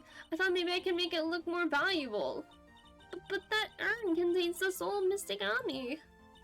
Anyway, I left all the security arrangements the detective at me. But 5 days ago, I began receiving all sorts of other exhibit items from Crane. Lots of people started going in and out of the warehouse down there. So maybe one of them was actually Master Mask in disguise? No, I personally checked out everyone that came through here, so that's not possible. Knowing Adrian, she probably even checked out what they ate for breakfast that morning. Okay. Let's examine here, because I haven't examined here yet. That's probably where the secret urn was going to be displayed. Yeah, I guess so. Should I put my attorney's badge there? You know, as a replacement. I think it's a little too small for that. What about my Magatama? No, you're being silly. That's definitely too small. Okay, whatever. Piece of cloth with a ton of finely written characters jammed onto it. Probably a historic knowledge only mediums would know. Let's see. Here's the title in English. 108 ways to save money. I'm pretty sure the number has gone up since the last time I saw it. Well, we're always looking for new ways, you know. Being a medium sure sounds like a rough way of life. It's the folding screen of Korean secret writings. I can't read what it says on it. Really? But I thought it was some kind of important spell. Yeah, but my mother read it and taught me to memorize it. I'll be in trouble if I ever forget it. Looks like the Korean channeling school is teetering dangerously on the edge. Wow, this is incredible. It's a tiny version of my whole village. Hey, I've got a great idea. We can make a miniature of your office, Nick. I don't know about that. The whole place is overflowing with junk. You died before you finished painstakingly recreating that mess. Well, we could always clean it up first. Shrug. True.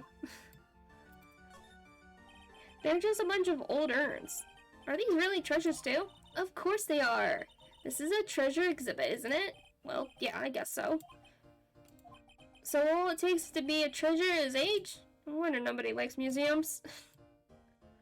Okay. There's nothing else to look at in here. Okay. Back to the basement. Maybe? Maybe not. Okay.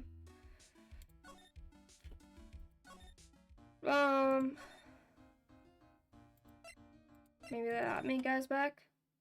And he's at his office? Me, Detective Agency. Hello? Well, lovely it is to see you again, my dear. Welcome to my abode. Relax and soak up the atmosphere. Actually kind of... Shh! Silence! Precisely as I expected. What is? Zavari! The truth has once again been elegantly revealed to me. A lawyer and a spirit medium. Am I correct? I think we've already been through this. Aha, so my estimation was correct. Zavari, how truly elegant. Now then, what can I do for you? Never say that again. You mentioned before that you were on guard duty all alone last night. Precisely. This is my fifth encounter with my archenemy. I refuse to allow anyone to interfere with the rightful pursuit of my prey. I heard you've been mask to mask since his very first theft. Yes, my dear, I see you've done your homework. In his very first heist, that vile thief, offered the famous jewel the tier of a Menon. I first encountered him in the museum's secret hall, the crime scene itself.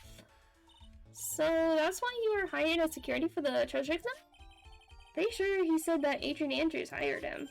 Yes, I borrowed some equipment from Lordy Taylor and set the perfect trap.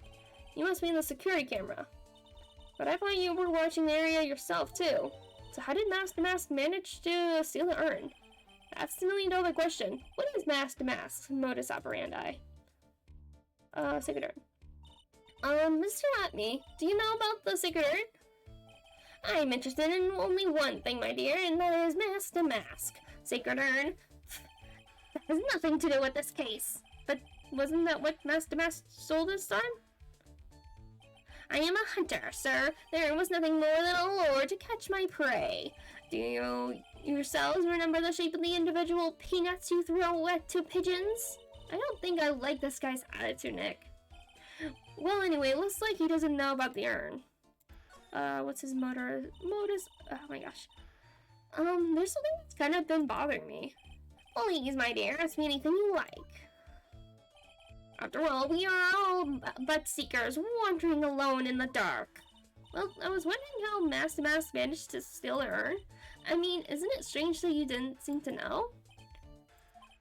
Yeah, now that you mention it, it is strange. After all, you were on guard that night at the scene of the crime. Unless you were sound asleep, you should have at least seen Master Mask. Ooh. Ooh, he's not telling nothing. What the? It's a Cyclock. Cyclock? Cyclock. Hey Nick, what is this Cyclock thing? Well, your magnetoma lets you see when people are keeping secrets. By breaking their mental locks, I can find out what those secrets are. What? This son has that kind of a... Hey, you're the one who gave me this magnetoma last year. Well, it's true that this magnetoma is a prized family heirloom, but apparently he was the one that actually embedded it? Imbued it. Okay. Imbued it with spiritual powers, right? That's what didn't really know much about what it can do. This is the woman that's going to take over the Crane Family School someday. So how do you do it? How do you break the Cyclock thing? Well, you present the magnetoma to the person with the secret. Cool. I can't wait to see it in action. Come on, try it out. Oh boy, I think the future master still needs to learn how to be patient. Okay, well, let's see what happens when I try to figure out what he's doing. Okay, present the magnetoma. Let's see what we need to find for him. Master Mask's MO. Detective at me. You were standing guard at the scene of the crime. There's no way you didn't see Master Mask commit the crime. Well, now I can hardly see why you're so positive about that. Yes, indeed, I was guarding the warehouse. That is much is true. I can tell you for certain that not a single person passed through the door. I'm not sure why, but this enemy guy is lying through his teeth. I know, I'll show him some proof. Detective at me, I have here proof that someone went through the door last night. One person, yeah. Yeah, yeah. Yeah. There was a security camera set up at the scene of the crime. It should have automatically taken a photo of anyone that went through the door. Precisely. I hope you don't mind, but we've already gotten our hands on the camera data. As you can see, the camera went off exactly once last night. Wah! But my monocle didn't catch anyone in its flash. It must be some kind of computer malfunction. It must be. Maybe it was your monocle that malfunctioned. What? Are you saying that I didn't do my duty properly? Detective Botany, you must have seen the thief last night. The question is, why are you trying to hide it? He's hiding it. There must be some reason. Some reason that he just really wants to keep hidden. And I've got just the piece of evidence that should prove it. Okay. In that case, the reason you didn't sleep? No. Oh.